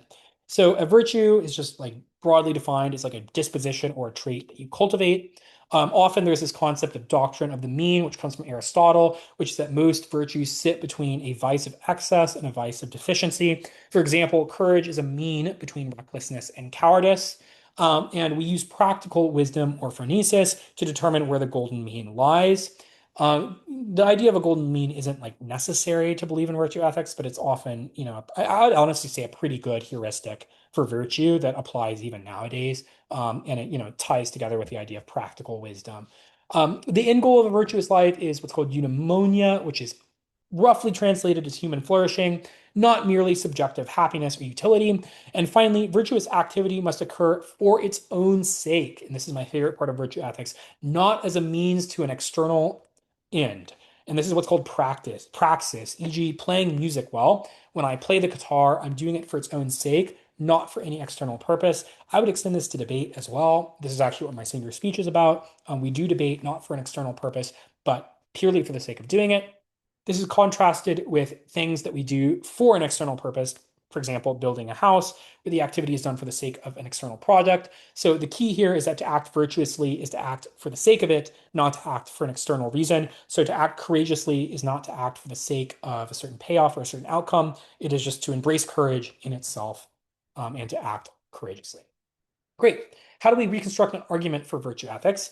First, every living thing has a characteristic function. This is what Aristotle holds, e.g., a good watch tells time, a good knife is a knife that cuts, a good eye is an eye that sees well, a good pilot is a person who pilots well. Similar premise to the idea of practical identity that Korsgaard says, but Korsgaard holds that these practical identities are only normatively binding because we have this underlying nature as a reasoner that we use to then value certain practical identities. Anyway, that's slightly different than the virtue ethics claim. Then Aristotle holds that the characteristic function of a human being is rational activity. So reasoning, deliberating, and acting on reasons. And that's what makes us different from plants and animals in a meaningful philosophical sense. And I would say that this definition does hold up like reasonably well all those years later. Third, Aristotle holds that a good human is one who exercises rational activity well, excellently, and consistently. Virtue is the name for this continuous, excellent exercise, and virtue is what leads to human flourishing. Four, we hold that virtues are not innate, but are acquired through habituation. Five, and this is probably the most important argument on this slide, unlike thin ethical concepts, like words like good, right, wrong, which are merely evaluative terms, they're non-descriptive, so they're just evaluations of goodness and badness, not descriptions of what goodness and badness are. Virtues are what virtue ethicists like to call thick moral concepts, because when we say something is wrong, we're merely that's a thin concept, it's an evaluative statement. But if we say something is cruel, that is not only an evaluative statement, it's also a descriptive statement about the types of acts that are occurring. And then the virtue ethicists would then probably say that thick moral concepts are more epistemically stable than thin moral concepts. So we can agree an act is cruel while disagreeing if it's right or wrong. People disagree on rightness and wrongness all the time. The only practical way to produce convergence is to agree that certain things are virtuous or unvirtuous, etc. A fully virtuous agent doesn't just perform the right external action, they act for the right reason with the right feeling. That's what we sort of cover on the previous slide, and you can discern that through practical wisdom. Therefore, ethics is not fundamentally about rules, but about cultivating virtuous character. And another way of thinking about this is just like I think we update our moral assumptions all the time. And what I believe is a binding moral principle at the age of 20, I might not believe is a binding moral principle at the age of 35. And the only real practical way for us to glue all that, practical reasoning together is to try to cultivate these, good tendencies or good characters that are more likely than not to lead us to good outcomes. And I would describe this as Murdoch's idea of the humble man, right? So perhaps the humble man is not good, but he is most likely of all to become good. Likewise, perhaps the man who cultivates virtues is not good, but he is most likely to arrive at concepts of the good. Great. Um, a quick bit of nuance. Most virtue ethics, including the argument I outlined here, is Aristotelian. And most of the sort of modern revival of virtue ethics, CF MacIntyre, is broadly Aristotelian. I just want to flag, though, that there's two broad strands, classically, of virtue ethics. That's Plato versus Aristotle. Plato believes that the good is a single, unified, transcendent form that exists independently of particular good things. So, the form of beauty, for example, exists independently of particular beautiful objects. Every particular good thing is good only by resembling the form of the good or the good. Knowing what makes anything good ultimately requires grasping the single universal form, moving closer to the good. Aristotle, on the other hand, holds that there is not necessarily a single form that captures goodness in all its different senses. Rather, we should look at the function or characteristic of activity or telos of a being and ask what it means to do that thing well. So the good for a human doesn't come from grasping some unified form. It comes from identifying the human's distinctive function and figuring out what excellent performance of that function looks like. I want to flag that I believe Plato is the GOAT, though I just sort of, I want to simultaneously acknowledge that Plato is the GOAT and also that modern virtue ethics is more in debt to Aristotle. I want to flag something that Borges, however you say his name, that's really outing me as an illiterate fool. But he has this really interesting quote. I read one of his short stories recently, which is, "It has been said that all men are born either Aristotelians or Platonists." We can apply this to basically everything because Aristotle and Plato talked about everything. But in this case, we can interpret this along similar lines to naturalism and non-naturalism. So is the good a question of like a unified metaphysical system, i.e., is the good like the sui generis concept? Is it a concept all on its own? Or are natural facts about a being's existence constitutive of the good? So is the good something that we can sort of parse from the natural world around us, rather than this sort of remote, transcendental, metaphysical thing? Anyway, I would describe my own personal beliefs as being like actually somewhat Platonist. Hence my love of the Murdoch piece. I believe very much in like transcendental and objective forms like beauty, though perhaps I'm not willing to make the same hard metaphysical commitments that Plato is. But good luck justifying this in a debate. So really, I think virtue ethics, when it's argued, generally speaking, comes down to the Aristotelian version. What are some debatey objections to virtue ethics? You've probably already thought of these, but I just want to explicitly flag them. First is this sort of objection about its action guiding ability. So the virtue ethicist says that you should do what a virtuous person would do. The problem is that's circular unless you can independently define virtue, which implies some external standard. Second, there's problems with the functionalism aspect of virtue ethics. So why is rational activity the telos of human existence? Why not something else? Aristotle basically just like asserts that rational activity is what makes us different than plants and animals, but I don't know why. Third is habituation. This is, I'd say, a pretty big problem. It's like, how does a person who is not virtuous habituate themselves to the good? Because again, virtue ethics says to do what is virtuous, but if you don't know what is virtuous to begin with, and there's no external standard by which you can compare virtue, how then does a person become virtuous? I would say this requires a pretty sophisticated resolution. I would recommend reading After Virtue by MacIntyre. He talks about the importance of a thick, shared social practice within which there are certain standards of excellence. So we can analogize this to chess, for example. It is the case that there are certain objective standards of excellence within the thick concept of the game of chess. However, those objective standards are not objective by an external standard. So an external standard to chess. They are purely objective within the context of the game itself. MacIntyre makes some argument to the effect of we need these thick shared social practices within which we can derive objective good and bad to get to the idea of objective normativity to begin with. And without these thick shared social practices, it is impossible to do so. Finally, then there's this like sort of cultural relativity argument, which is just like different cultures lionize different virtues, which seems to present a problem to the idea that virtues are universal and objective. Okay, those are the main, ethical theories. And just like, again, a note on fit. If it's around about personal morality, I would lean towards a virtue ethics type argument. If it's around about housing policies, I would probably lean to some sort of consequentialist type argument and sprinkle in sort of deontological principles of, for example, dignity or agency. Um, Cool.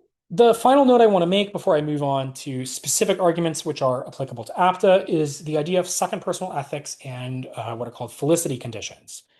So the claim of felicity conditions that the success of certain utterances depends on felicity conditions being met. These are conditions which are necessary to fulfill in order for a statement or a claim to be valid. So, for example, it is not enough for a claimant to make a valid claim. They must have the standing or authority to issue that claim to begin with. There's like a clear, like, I don't know, like, legal context here. The concept of standing, for example, in the law, is a pretty, is a concession to the idea that we need to have authority to issue a certain claim. It is not simply enough for the claim to be valid. At that point, then, rightness or wrongness is not merely a third personal effect, e.g., following the right procedure or producing the right consequences. It is grounded in second personal reasons, which exist only because one person with standing addresses a moral claim to another person.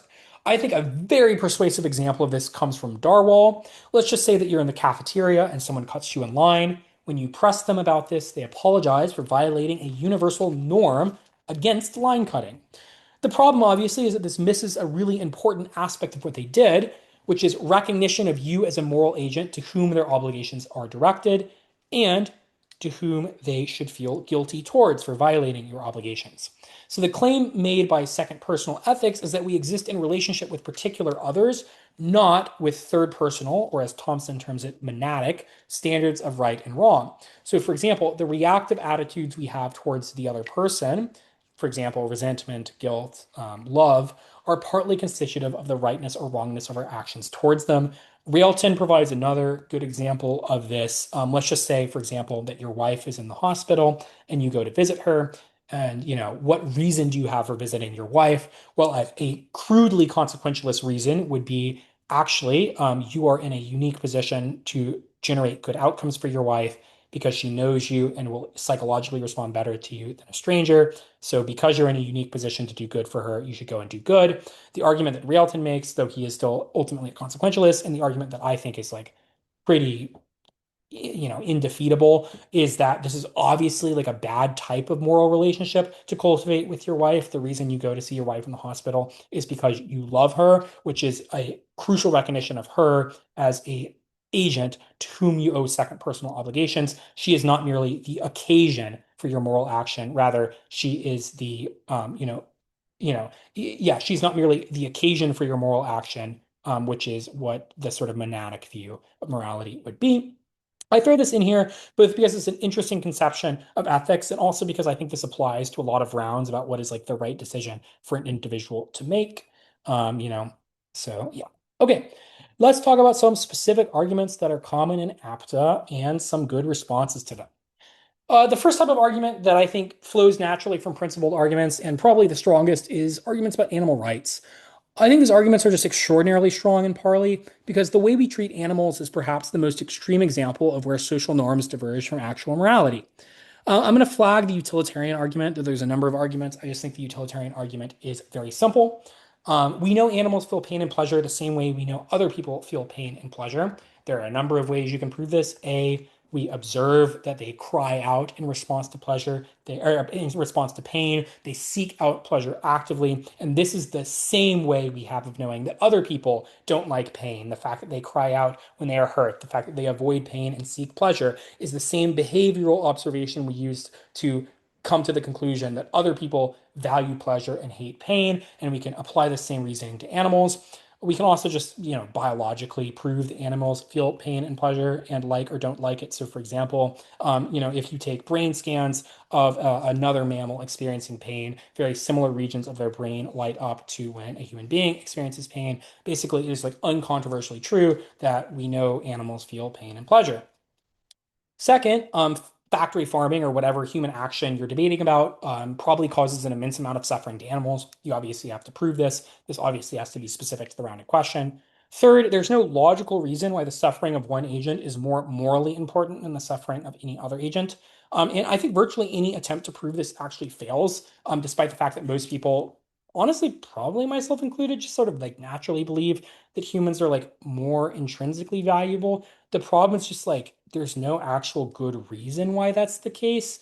So, for example, if you argue that humans are more valuable because they're more intelligent, this leads to a number of repugnant conclusions. For example, someone being smarter doesn't make someone more morally worthy than someone being dumber. Someone having an intellectual disability does not disqualify them from being a moral agent. etc. If you define, the fact that humans are human is what makes them more valuable than animals, this is obviously circular because you need to explain why there's something about the identity of a human being that confers value. And it's also really impossible to define what a human is in a truly philosophical or metaphysical way. At least I would argue it's very difficult to do so in the scope of a debate round. Even a biological definition of a human being sort of fails, and definitions of humanity that are purely grounded in biology obviously fail to explain what it is that is special about humans that causes us to privilege their pain and pleasure over others. And finally, most importantly, even if we do have reason to discount the suffering of each animal by a massive amount, let's just say we discount the suffering of animals by 99%, either because we have some reason to believe that human suffering actually does matter more, or because we have less epistemic access to the suffering of animals. The sheer volume of animal suffering caused by human policies means that even when we discount the suffering of each animal by like 99%, this is likely still the most important impact in the round. So if we care about averting suffering at all in the round, which we almost certainly are going to, unless you're in a truly, truly odd, perverse round, then we should care about averting animal suffering. And notably, this type of reasoning, and the reason it's so strong, is because you're not trying to prove these principles from the ground up. You're just talking about why these principles are logically consistent with beliefs that are already shared by everyone in the round. So, in a round about alleviating human suffering, you automatically get arguments about why animal suffering matters because your opponent has already done the implicit legwork of identifying suffering as something that is worth preventing. There are obviously other paths to proving animals are valuable. There's rationalist arguments. There's claims about telos or flourishing, which can be applied to ecosystems that don't necessarily experience pain and pleasure. There's, but broadly speaking, any argument about human value that is not explicitly founded in reason can be applied to animals as well. A few other notes I want to make about animal stuff. If you think this argument's good, if this argument actually applies to the round, you should frontline it. Like, there's a number of pretty lazy objections people will make that just like don't beat the argument at all. The humans are smarter argument. I already explained why cannot be the basis for moral worth, leads to many repugnant conclusions. Also, is just an asserted premise. Humans are human is circular. The argument that there's no access to animal suffering is silly because there's no access to the internal states of other human suffering as well. If it's the case that we can justify behaviorism about non-human mammals, we can probably justify behaviorism about humans as well. And we sort of reject this on face. And parsimony, so the sort of simplest or the fewest number of assumptions, dictates that, if it quacks like a duck and walks like a duck, quacks like a duck, it's probably a duck. In this case, if the animal is screaming in pain, acts as if it's experiencing pain, it's probably experiencing pain. And that assumption is the same type of assumption we make about other humans for whom we can never experience their internal states as well. It's unclear actually why my epistemic access to a mammal is any less than my epistemic access to another human's internal states if we're buying this sort of hard problem of being unable to access other people's minds internally. And then finally, there is a sort of clever, somewhat annoying argument, which is on purely utilitarian grounds. It might be the case that natural existence of animals is actually worse than death, which means that it may be, and again, I find this argument personally rather repugnant, but it is a somewhat common argument in debate in response to utilitarian animal welfare arguments. It may be the case that broad habitat destruction is good because the state of nature is so existentially awful that death is preferable. You can combine this with some sort of classic antinatalism arguments. The problem is like this objection depends on a very specific version of utilitarianism, which holds that holds a lot of different stuff, but it also just doesn't work as an objection to a lot of the cases where animal rights arguments are being made. So arguments about why intensifying factory farming is bad, you can't respond with this because these animals literally wouldn't exist otherwise. They're being created for the purpose of factory farming. The additional argument I should add here is there's maybe an argument which is life is inherently good, which means that maximizing factory farming might be good because you're creating more life, even if that life experiences suffering. The problem with this is this leads to repugnant conclusions, like we're morally obligated to have as many babies as possible. And it's also just logically false because life is probably a precondition to value, but may not be in itself something that we value as an end.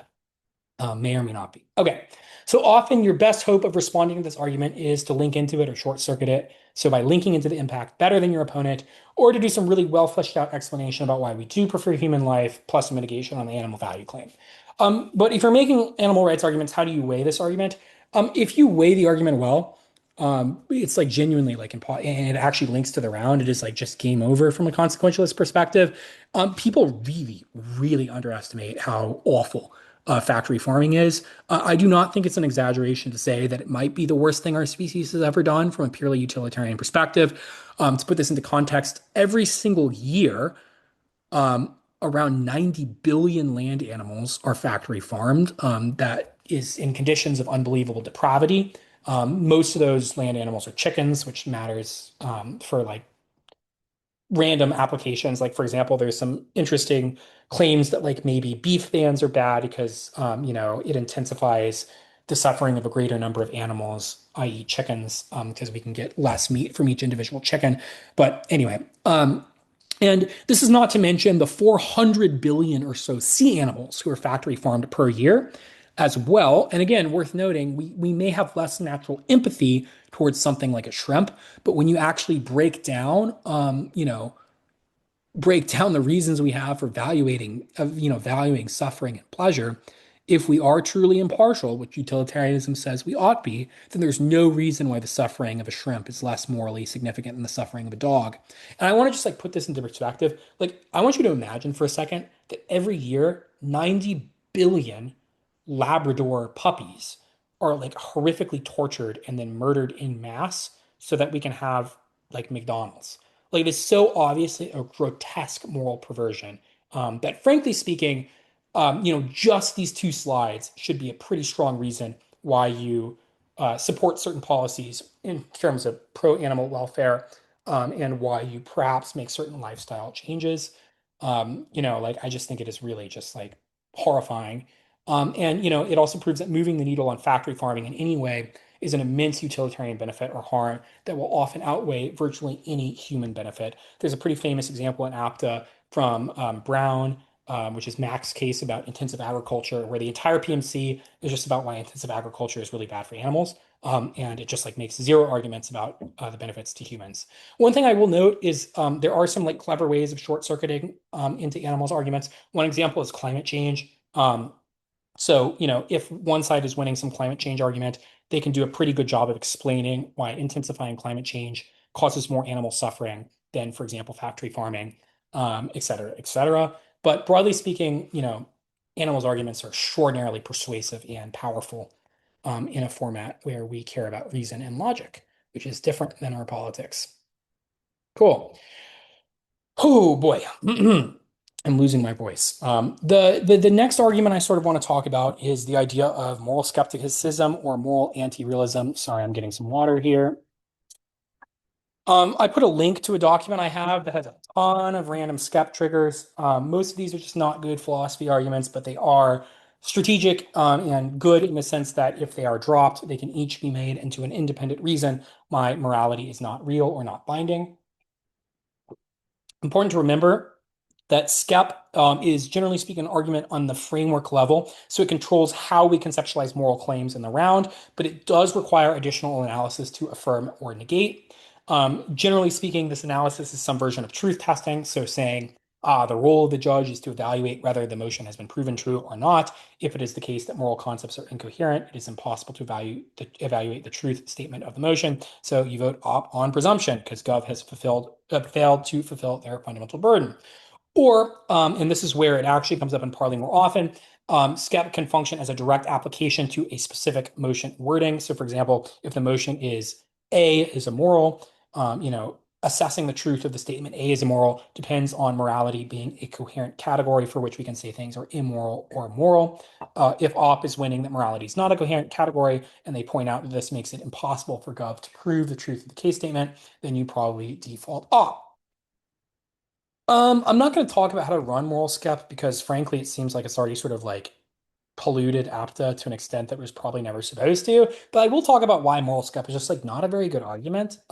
It's only good because it's extraordinarily strategic from a very strict tech over truth standpoint. But as soon as we actually start like, I don't know, thinking about the implications of the things we're saying, then moral skepticism is pretty easy to beat. First, I want to just apply the credence framework I outlined at the start of the round. Or at the, of the lecture. I think at best, I think moral anti-realism can give us some credence to reject moral realism. Rarely do I find it gives us a high credence, especially when the nature of the analysis is just like spamming LD skep triggers.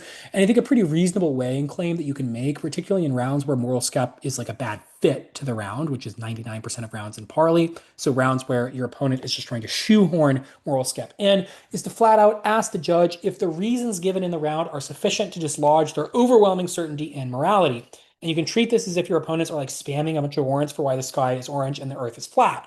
Just because we cannot explain in a debate round from first principles why the earth is round doesn't mean that spamming a bunch of reasons why the earth is flat is a good reason to endorse that position.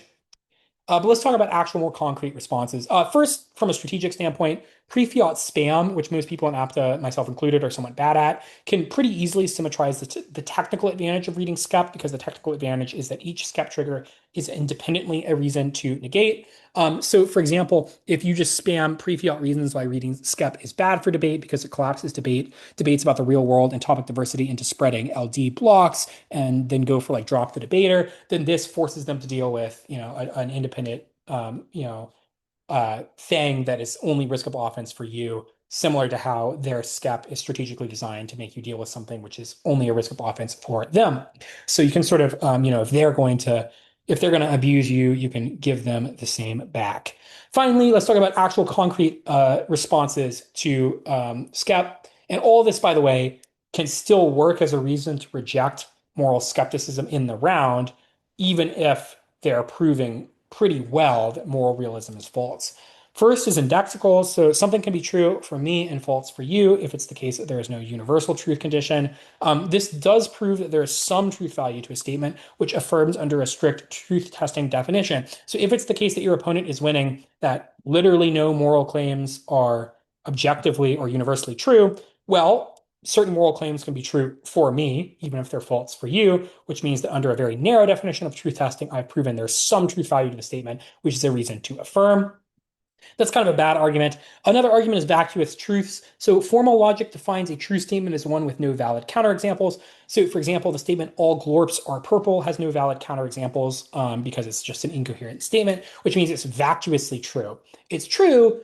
It doesn't really tell us anything about the real world, but it's true. That's why we call it vacuously true. Similarly, if your opponent is winning, ethical statements are incoherent. That means that those statements can have no valid counterexamples, similar to the fact that no all glorps are purple. Purple has no valid counterexamples, which means that the motion is vacuously true. And this is just a reason, and by the way, if they don't respond to this and they keep going for skep, just concede skep is true, extend vacuous truths, and then skep affirms. A lot of times people in APTA, because they don't know how to read these arguments, will just flat out read skep without reading a reason why it affirms or negates, in which case you can really take advantage of them by just being like, okay, like if skep is true, it's a reason actually to vote for us. Two more responses that just deny skep. First is fictionalism. So we can still truth test fictional concepts. So, for example, the phrase Sherlock Holmes smokes a cigarette is false, whereas the phrase Sherlock Holmes smokes a cigar, or wow, that's not even correct. That's ironic. The phrase Sherlock Holmes smokes a pipe, excuse me, is true. Sherlock Holmes obviously doesn't exist, but the claim is at worst, morality is a fictional concept. That doesn't mean it's totally incoherent. We can still make true and false statements about what is right or wrong. For example, maybe within a fictional cultural context, certain things are right and certain things are wrong, but we can still make statements about that. Next is Pascal's wager, or a version of it, which is if there is any non-zero chance that morality really exists, and again, there's never really going to be a round where your opponents are 100% winning, that there's like a credence of one, that there's no such thing as morality or that moral anti-realism is true. Then the claim by Pascal's wager is we should just pretend as if morality exists if there's any chance it does exist, because if morality exists and we follow it, there's no downside to following it. But if it does not exist and we, uh, woo, this is just completely wrong. Excuse me, let me reformulate this. If morality exists, there is no downside to following it. That's not correct. Sorry. If morality exists, there is upside to following it. If morality does not exist, there's no downside to following it. If morality does exist and we don't follow it, there's extreme downside, which means the way that that little square of outcomes works out is we should pretend morality exists if there's any chance it does. Same logical structure of the Pascal's wager argument for God. I'm just going to delete this description of it because this is just like flat out mistyped. Okay.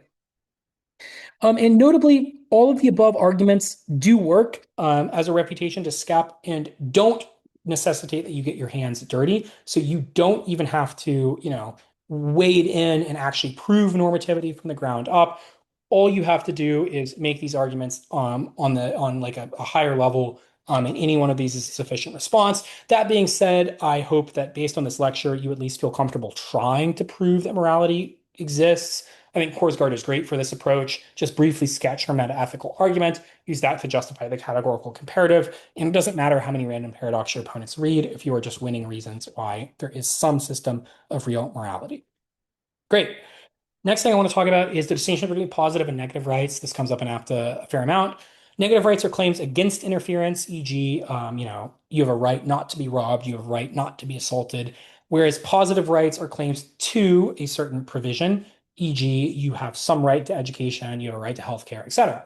The former requires others to abstain from certain actions, whereas the latter requires others to engage in certain actions. And it is a common useful claim in APTA that negative rights are more important or should be prioritized over positive rights, particularly when it comes to stuff like state action. We can construct this idea from a few, other ideas. First, satisfying all negative rights is conceptually possible, whereas there's always a theoretical group of positive rights the government is not satisfying. This is a bit of a sort of silly objection, but it kind of works. It's just like, it's possible for the government to ensure that no one is violating my right against interference. But if I have a right to a huge set of things, like a right to pursue my dreams, I have a right to do, this, I have a right to do that, I have a right to get a cup of water from the other room. All these things are not things that the government can feasibly guarantee because there's always an infinite set of positive rights that they can't guarantee. Comparatively, it is possible for them to theoretically guarantee all of my negative rights by, for example, having a really good criminal justice system or having really good prevention, etc.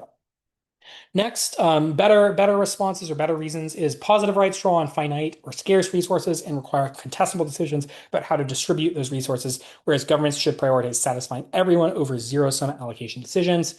Third, you can argue enforcing positive rights for some people involves coercing other people. This is sort of combines with the previous reason. This is like the sort of classic, like conservative argument that they like to parrot about healthcare.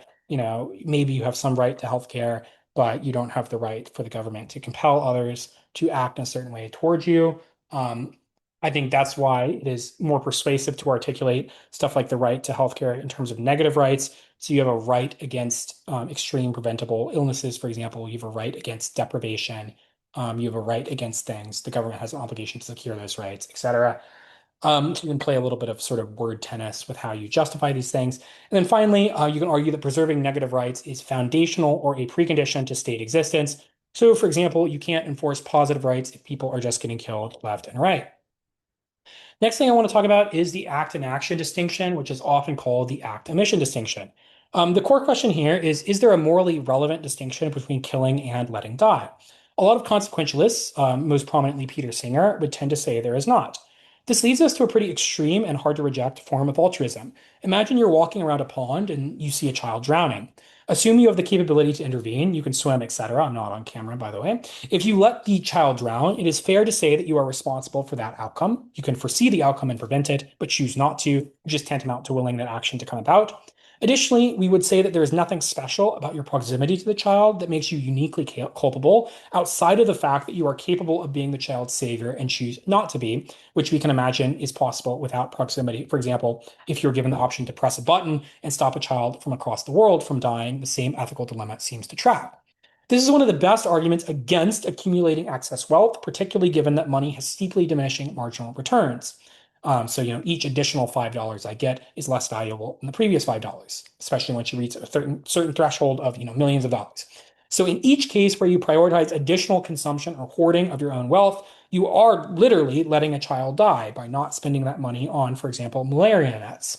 And even if there's some act and action distinction, so even if it's not quite the same as letting someone die as actively killing them, and we discount the moral badness of that inaction accordingly, it still matters substantially more than the utility you get from like a sports car or a nice house or another guitar. So if we believe that there is some equivalency between acts and inaction. I think it's probably uncontroversially true that in certain cases, like the child drowning example, you are responsible for the outcome, given you can step in and save them. This is even more the case in the money example, where if you are rich, giving away money does not influence your utility meaningfully on the margins at all. This is a rather radical but logically airtight conclusion to a set of intuitions that virtually all of us share. And this is an example where a sort of throwaway argument or piece of philosophy can meaningfully shape how many debaters engage with the world. Like, I actually do think this exact chain of argument is why I'm very persuaded by the idea that I have a moral obligation to donate a pretty sizable chunk of my excess income to, for example, malaria nets. I have a pretty strong belief, for example, that if I ever were to accumulate a large amount of money, I would spend a very large chunk of that money on welfare, or sorry, on efficacious charity, just because it is again very logically hard, if not logically impossible, to justify spending that money on your diminishing marginal utility when there's a great deal of suffering in the world that you can very easily prevent. Next thing I want to talk about is something called the butterfly effect, because I hear this one has been making the rounds lately. The butterfly effect claim in APDA is usually pretty cheesy, but it's that consequentialist prediction is impossible or epistemically inaccessible because causal chains ripple outward indefinitely and unpredictably. So any uncertainty in one layer of the causal chain multiplied outwards kills the overall certainty of consequences. This is often read as a one-sentence warrant and paired with some version of like default to certainty or like default to a priori principles because they don't rely on empirical predictions. And to be fair, I actually think this argument can work in two ways. The first is like the obvious strategic implication that people seem to be using it for, which is like if your opponent drops it, it is a one-liner that like does kind of filter out all of your opponent's, consequentialist impacts. But I would be careful. Most judges, particularly more traditional judges, hate this argument and will do backflips not to apply it to the flow. So unless you have a very technical panel and you're very good at going for these types of cheesy technical arguments in the reply speeches, I would advise staying away from this or only using it as a time suck and intentionally dropping it when they frontline it on line by line. Second, I think there are reasonable cases when the outcomes of state actions are genuinely very uncertain. Excuse me, and it makes plenty of sense to default to the most immediate or proximate or certain layer of the debate in those narrow cases. I think this is best used as a weighing claim late in the round. So, for example, you can point out, given my opponent has failed to prove outcome B is a very certain result of action A, and you should extend leak defense that explains why they have failed to fulfill this burden, you should vote on outcome C instead, slash vote on the fact that action A is morally unpleasant in some way. Broadly speaking, though, here are all the problems with the butterfly effect. One, if everything is genuinely unpredictable, then we can't predict the outcome of moral principles either, which makes any sort of practical decision making impossible and triggers SCEP. Only make this response if you're op and it's strategic for you to do so. Second, at best, the butterfly effect proves that we are somewhat uncertain about certain effects and should discount the value of those effects based on that certainty. This is called expected value calculus, but we are still able to make reliable predictions about cause and effect. And utilitarians are very fond of expected value reasoning to begin with. This is how we get sort of logical formulations like even if we discount suffering of animals, we can still include the suffering of animals in our basic utilitarian calculations. The additional sort of true claim I would make under this is that at best they're proving that long run effects are not predictable, but short run effects are certainly highly predictable and replicable, and we know this empirically through our experiences of the world around us. Third, chaos theory is fine-grained, not coarse-grained. So, for example, even if we can't predict the specific details of the weather, we can reliably predict aggregate weather patterns, e.g., climate trends or rainfall. Similarly, we can predict consequentialist aggregates just fine. Does this policy lead to more or less suffering in the aggregate or in the coarse sense? Answering that question does not require fine-grained predictions, which is the type of prediction that the butterfly effect targets. Finally, rules solve because they create stable indexes for prediction. This is just like the rule util response. So at best, the butterfly effect person is proving that act utilitarianism is really, really difficult to follow. That's fine. That is that premise is literally built into other ethical theories like deontology or rule utilitarianism, which hold that one of the reasons why we should default to moral rules is because they are more predictable than actions, which are, according to the butterfly effect person, less predictable. Okay.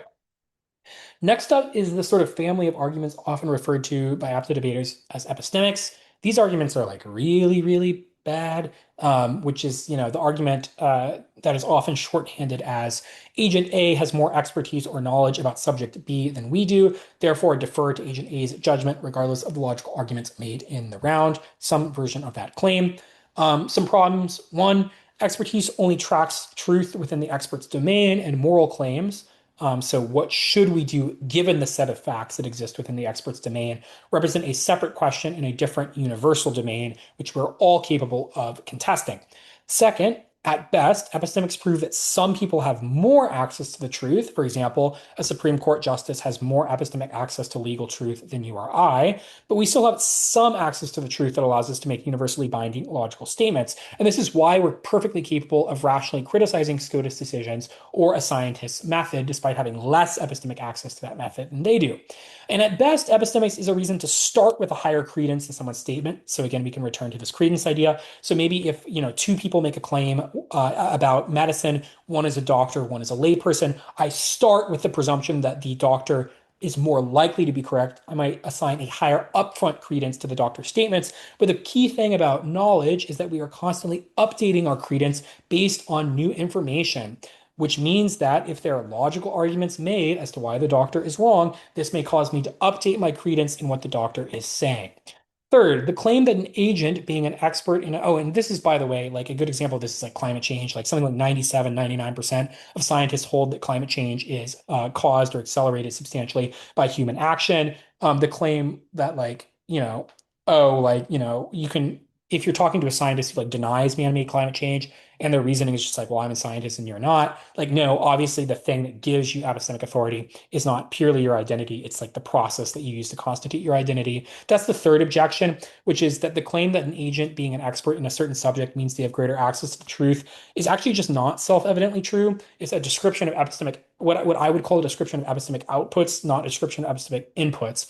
I.e., it is not the expert's status as an expert that makes them more likely to arrive at correct facts, but rather their tendency to arrive at correct facts is a result of them following certain procedures, and the procedures are epistemically accessible to us. So, for example, it's not the fact that a scientist is a scientist that makes them more likely to be correct about science. It's the fact that they're following the scientific method, and the scientific method is something we can all access, right? And them being a scientist is merely a description of the fact that they are supposed to use the scientific method. It's a practical identity they have. It is not a reason why the things they say are more epistemically privileged than the rest of us. Next thing I want to talk about is determinism. This is probably the only quote unquote bad argument that is actually somewhat logically robust or difficult to respond to. I would say the good way of making the determinism claim is this sort of dual horns claim of determinism and indeterminism. So the determinism horn goes as follows.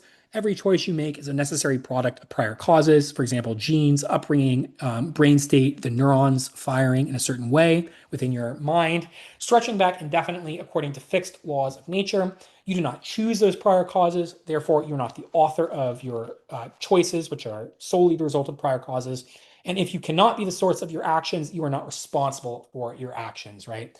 So in the same way, for example, we would say that if, I fall over and crush an ant, I am not morally responsible for that act because someone pushed me, or if someone pushes me off a ledge onto, a dog and I crush the dog. I'm not morally responsible for that because it was not me that that action comes from. Determinism holds that is the case of all actions because every thought I have is the result of previous states which stretch back infinitely, or not quite infinitely, and which I have no control over. Um, that on its own is not particularly robust, but when paired with indeterminism as like the other horn, it becomes a pretty robust argument, which is, let's suppose instead that your choices aren't fully determined by prior causes, and there's a number of like genuine reasons we have to believe that like randomness is like baked in metaphysically to the world. For example, quantum indeterminacy is a reason to believe that some degree of randomness exists naturally in the world. The stochastic firing of neurons in the brain is some reason to believe that determinism is not wholly true, certainly on a microscopic level. If that's the case, a random event is by definition also not under anyone's control, including yours. So either indeterminacy is true, in which case you can't be responsible for your actions because they occur randomly, or determinism is true, in which case you can't be responsible for your actions because all your actions are predetermined. In either case, you cannot be said to be morally culpable for your actions. That's how this argument usually goes in APDA. So, how do we respond to this claim? So, this hard determinism claim that determinism is incompatible with free will. The first response is something literally called compatibilism, which is that even if determinism is true, free will still exists. The claim here is that moral culpability doesn't require the ability to have done otherwise. Rather, which is this sort of libertarian conception of free will, rather it requires acting from one's internal desires or beliefs without external coercion. So, under this definition of free will, it is impossible for all actions to be determined because what matters for blame or praise is whether the action flows from the agent's own will or a coercive force, e.g., someone forcing me to pull the trigger and me pulling the trigger of my own volition, are different actions, morally speaking, even if both actions are inevitable or predetermined. This stuff better still be recording. Anyway, next up, we have the idea that at best, determinism proves that certain states are necessary for successive states. This is a different type of response. This just denies determinism wholly. So at best, determinism can prove that certain states are necessary for successive states. It does not prove those states are sufficient for successive states. I will say this response bites into the indeterminism argument because they can just say, like, yeah, they're not sufficient. That's the reason why indeterminism is true, which triggers the other side of the argument. But if your opponent just reads determinism, this is a pretty reasonable response. Third, I like this argument. I don't know how good of an argument it is, but the claim is that free will is an emergent property. So even if microscopic phenomena are deterministic, macroscopic phenomena are not. For example, there's no individual molecule of a rubber band that has the trait of elasticity, but elasticity emerges as a property of the whole object. The problem with this objection, as I phrase it, is that it relies on a sleight of hand with the elasticity example, because elasticity is an example of what we would call weak emergence, right? So even if elasticity does not exist individually in any given molecule, it can be entirely explained and necessitated by the microscopic phenomena that make up the rubber band. So probably a better example is the hard problem of consciousness. The problem is using like consciousness as just like a random throwaway example on a line by line is I think a lot less persuasive than just using the rubber band example. I think a lot of people just won't know how to respond to the rubber band example. And the idea that, for example, determinism is that free will is an emergent property that cannot be summarized or explained by microscopic phenomena is, I think, a pretty persuasive burden push overall. Next, you can argue that determinism holds certain laws of the universe, necessitate certain outcomes. This is the sort of Humean objection, which is that natural laws are mere descriptions of events. If that's the case, maybe determinism is a description of things as they tend to happen, or even as they perfectly correlate, but it's not something that necessitates or prohibits free will. So even if descriptivism is a true description of events, it is not a force which compels you to act in certain ways. So in that sense, free will can still be descriptively compatible with determinism because determinism is not a force. It is not something that compels you. It is merely from a Humean perspective, a description of relationships that we observe. So similar to Hume says causality is not a force. It's just like a description of correlation. Similarly, we could hold that determinism is not a force, it's merely a description of how things happen. Finally, this is the pre-fiat response. If hard determinism is true, then we can't logically assign responsibility to anyone in the round, which makes rendering a fair ballot impossible for the judge. And rejecting determinism is a procedural prior to evaluating the round. This is like pre-fiat nonsense. There's also probably some like Morian fact claim of just like, look, we like very intuitively and self-evidently do have free will. I'm choosing to record this lecture despite the fact it's 12:30 a.m. in, Washington State. We're choosing to have this debate round. We clearly have the internal experience of choosing between one thing and another. You can make some sort of Morian fact claim push probably as well. Oh boy. Okay, final specific argument I want to talk about is the whole like God is real, God is not real. This doesn't really come up that much, but it's kind of fun. So we might as well talk about it. Though I don't know that anything is fun an hour and 56 minutes into talking. Um, a couple of arguments for God is real and why they don't work. The first thing I want to note is the problem with arguments for God is real is even if you grant all of their premises, they rarely arrive at the thick conclusion that the theist wants. So maybe it's the case that all of these arguments are true. That's not necessarily a reason why a particular conception of the triple O God is correct. It could be the case that some generic God is proved by these arguments. But also, I think these arguments are pretty flawed. So let's go through them rather. The first is Pascal's wager. You should already be familiar with this. Simply put, it's the claim that, like, maybe God exists, maybe God doesn't exist. If God exists and you believe in him, you go to heaven, which is infinite pleasure. If God exists and you don't believe in him, you go to hell, which is infinite pain. If God doesn't exist and you believe in him, then nothing happens. If God doesn't exist and you don't believe in him, then nothing happens, which means those outcomes are irrelevant, which means that regardless of the probability that God exists, the fact that the only sort of non-value neutral outcomes are ones in which, believing leads to infinite pleasure and not believing leads to infinite pain, means that the only non-value neutral propositions exist in a scenario where God does exist. And you should take the wager, that is, you should believe in God just in case he exists, because if you're wrong, you go to hell. The problem with Pascal's wager is it's just like a classic false dichotomy. So it presupposes that there's only one possible type of God who exists, but maybe it's the case that another type of God exists, and believing in the first God is a reason that the second God condemns you to hell, in which case that Pascal's wager actually backfires. And it's just like, okay, well, maybe I shouldn't believe in this. And then the whole thing just falls apart. So it's a false dichotomy. It's like either God A exists or doesn't exist. In reality, there's an infinite set of possible gods that could exist, in which case Pascal's wager completely falls apart. Next up, we have the cosmological argument, two broad versions, like the Coulomb's cosmological argument and Aquinas's. There's also some sort of, I think it was Leibniz or something, this whole like contingency thing, which is pretty similar. But broadly speaking, this argument is everything that exists has a cause. Nothing, you can trace that back to the universe, which must have a cause. That cause is God, which is like this uncaused cause.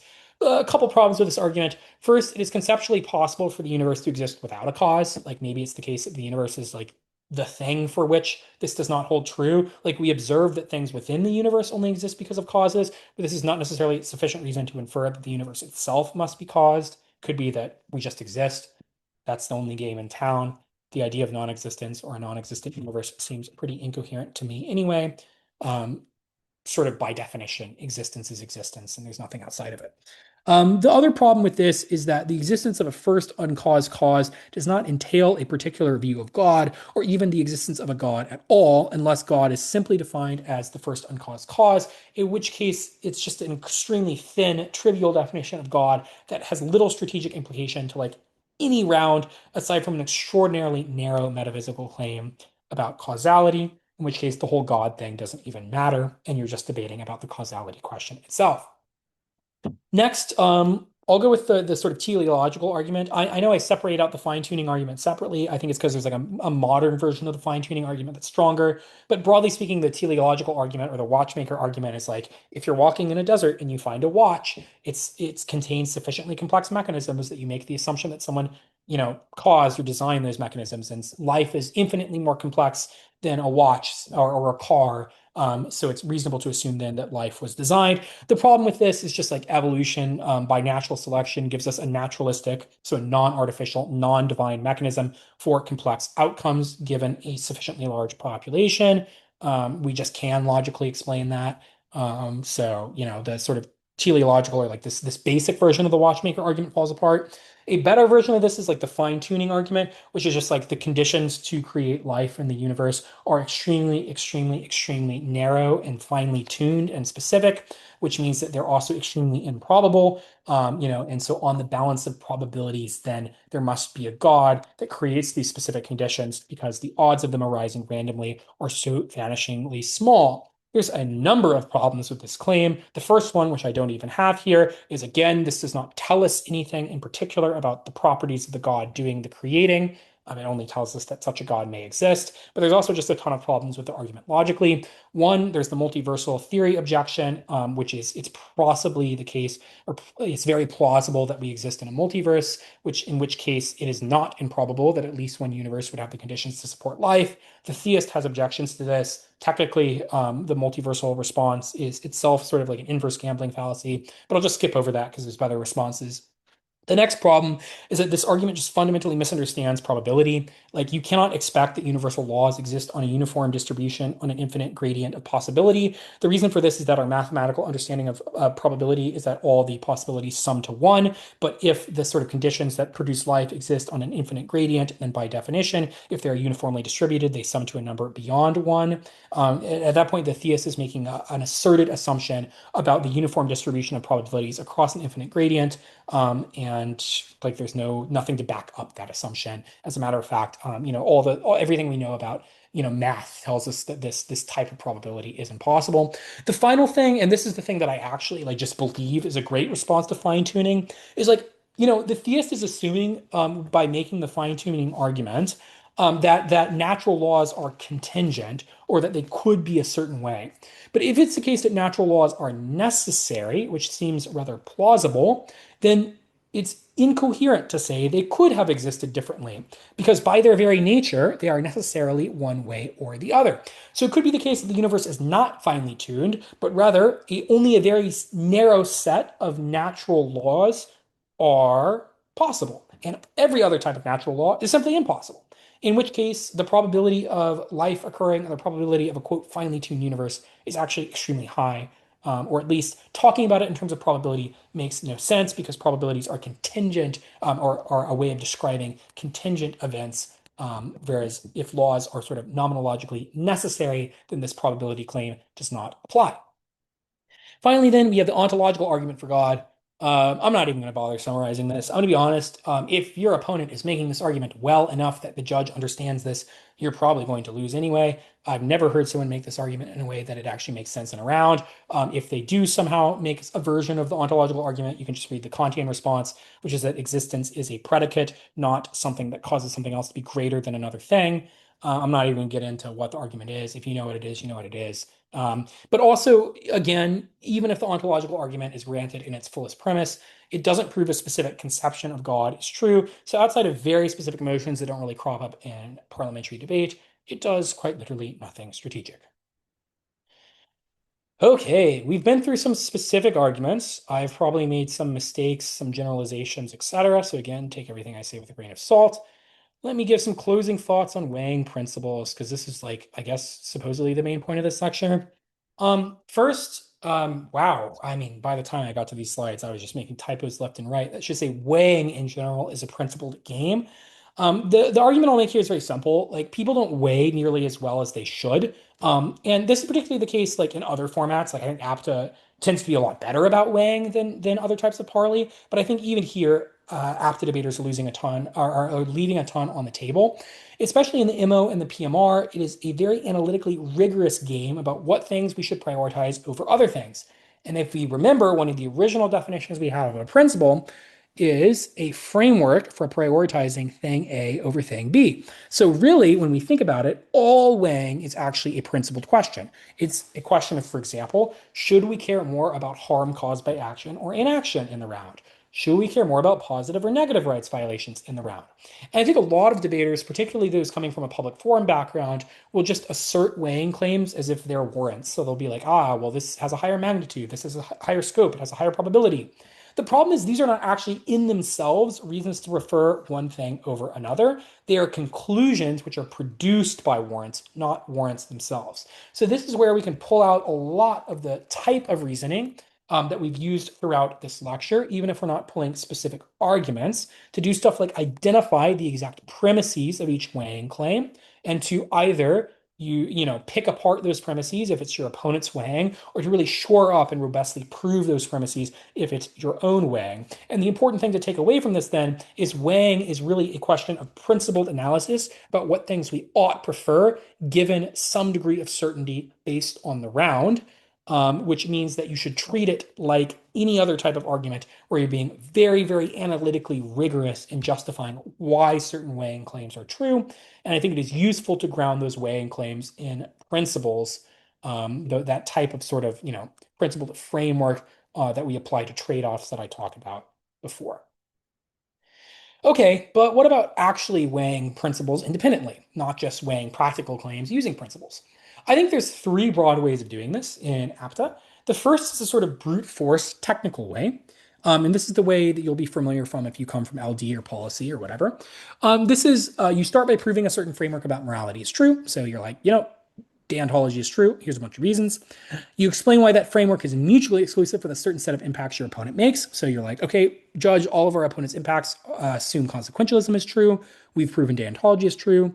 That means that the only impacts that matter in the round are ones that function under our framework of deontology. You explain why that frames out most of their offense, and then you extend offense under your framework.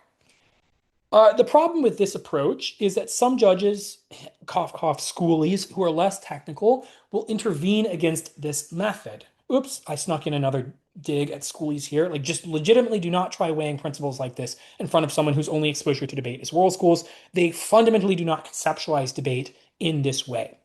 But additionally, debating on our burden of proof, it is very hard. Depending on the burden of proof, it is very hard to conclusively rule out competing ethical theories. If it were easy for philosophers to use their theory about ethics to rule out other theories, then we wouldn't see so much dispute that continues between virtue ethicists and deontologists and consequentialists. But as a matter of fact, it is the case that ethical theories are famously bad at ruling out other ethical theories, in which case it is often in front of a lot of judges who oftentimes are a little too attached to moral quietism. It is often difficult to get them to categorically frame out or exclude certain types of arguments. So, for example, if you are hard winning deontology is true and extending offense under that, and your opponent has impacts about like alleviating poverty, which are only phrased in terms of consequentialism, a schooly judge will probably just buy the consequentialist arguments, even if you are technically speaking framing them out. A way of phrasing this that makes it a little more palatable is by explaining, look, obviously human suffering matters, but it's not enough for them to just say that. They have to actually prove it matters. They haven't proved it matters because the frame, like the ethical framework they're appealing to is consequentialism. I've already beaten that. We're proving that these separate things matter. We specifically have offense under this separate thing, which means that you should defer to that because we're proving our argument. They're not proving their argument, even if their argument is something you would buy in the real world. But broadly speaking, this sort of very technical way of weighing principles only works in front of a certain subset of judges.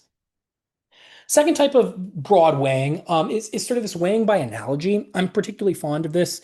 The idea here is, you can lead a horse to water, but you can't make the horse drink. I'd say judges are often even less willing to drink the water than the horse.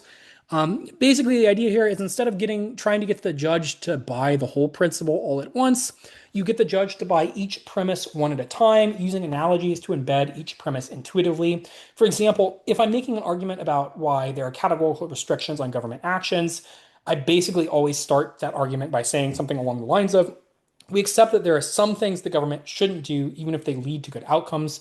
Maybe it is good for us to be healthy, but we would not accept the government breaking into our houses and forcing us to exercise. That's like a really clear analogy. It's very uncontroversial. We're all on board with that. That foregrounds the next stage of the argument, which is very simple. Um, you know, Given some set of government actions are impermissible, which is something you've already gotten the judge to agree to, my burden is to now prove that this particular action falls within the set of impermissible actions, right? So again, it's like get the judge to agree to each part of the principle, use a really persuasive, really well-grounded analogy.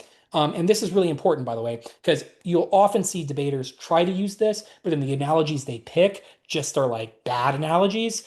You actually do have to care about what analogies you're using. I'm really grateful to Parley and also philosophy in general for teaching me this. Argument by analogy is like a very valid logical form of argument. So it's important that the analogies you're using both accurately describe the moral dilemma at hand and aren't like bad for you, right? Like if you're using an analogy that's clearly very dumb, this is a reason the judge is just not going to buy your principle whatsoever. And it could actually be a pretty logical reason where the judge doesn't buy your principle, even if you, very technical, fast, hyper gamified debater or whatever, happen to believe that your principle is technically proven. If the analogies you're using are unpersuasive, this can lead to the judge not buying that principle. Okay. The final thing is like some amount of editorializing is good. So don't call your own arguments stupid, obviously, but you can sort of implicitly acknowledge that some arguments are stupid by shifting the blame onto your opponents, right? So instead of making the judge think your argument is stupid, make the judge think your opponents are stupid for not responding to an argument that they should really obviously be beating.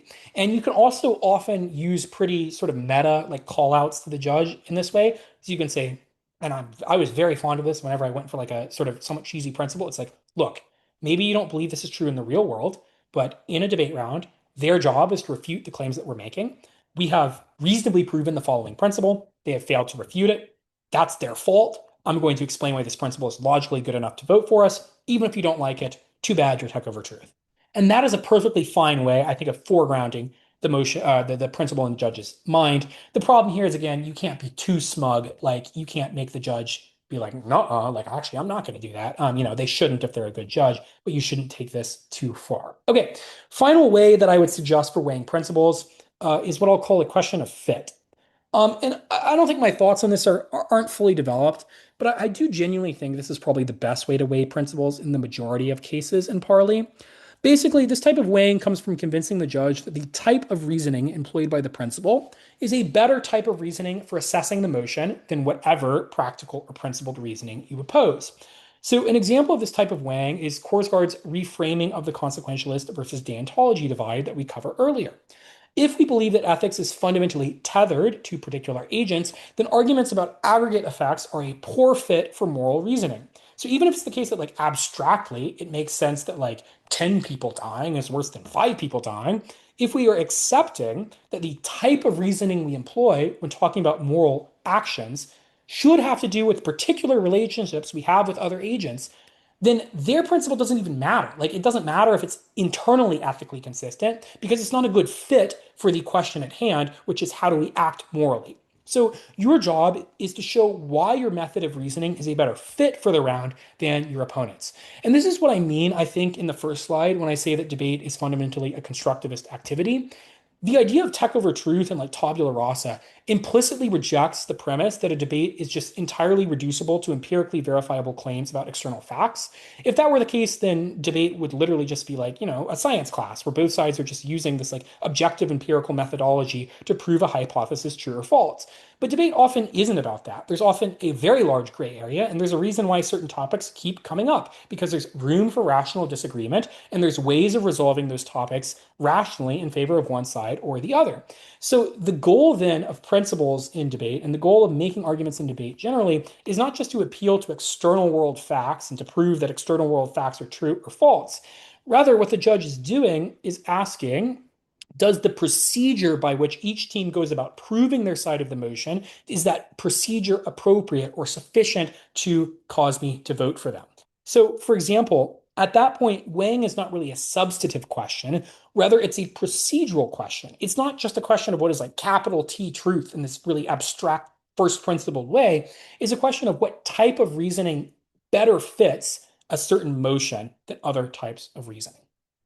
And this is another obvious implication of this analogy is that, truths in the debate space are often constructed. So a lot of the ideas that are just sort of taken as true in debate, some of them correspond pretty directly to empirical reality, but many of them are just sort of ideas that we as a community have sort of implicitly collectively agreed are reasonable. And this is the sort of unspoken aspect about being sort of a principles first debater is a lot of what you're doing is not just winning individual rounds, it's changing the overall constructive project of what APTA is as an activity and what it is willing to accept. Like, I just do think it's the case, for example, that, me and Perry winning a bunch of rounds with certain principles, and those rounds getting recorded and then posted did probably change to some extent what competitors and judges viewed as reasonable and did probably change to some extent, how, competitors and judges would evaluate certain principles, right? So it's worth keeping in mind that, your individual round does exist within the overall sort of constructivist context of truth in the overall activity. And that context is constantly being updated. And it is not necessarily a purely substantive question of what is true out there in the real world. It is often a procedural question of what types of reasoning are better to employ when having these debates. Okay, and that is the final slide. So here's what I'm going to do. I'm going to stop sharing. I'm going to pray that is all that is holy. Oh, that it's recording. I'm going to hit, yeah, okay. Cheers. Thank you so much for your patience, and I hope that any part of this was useful.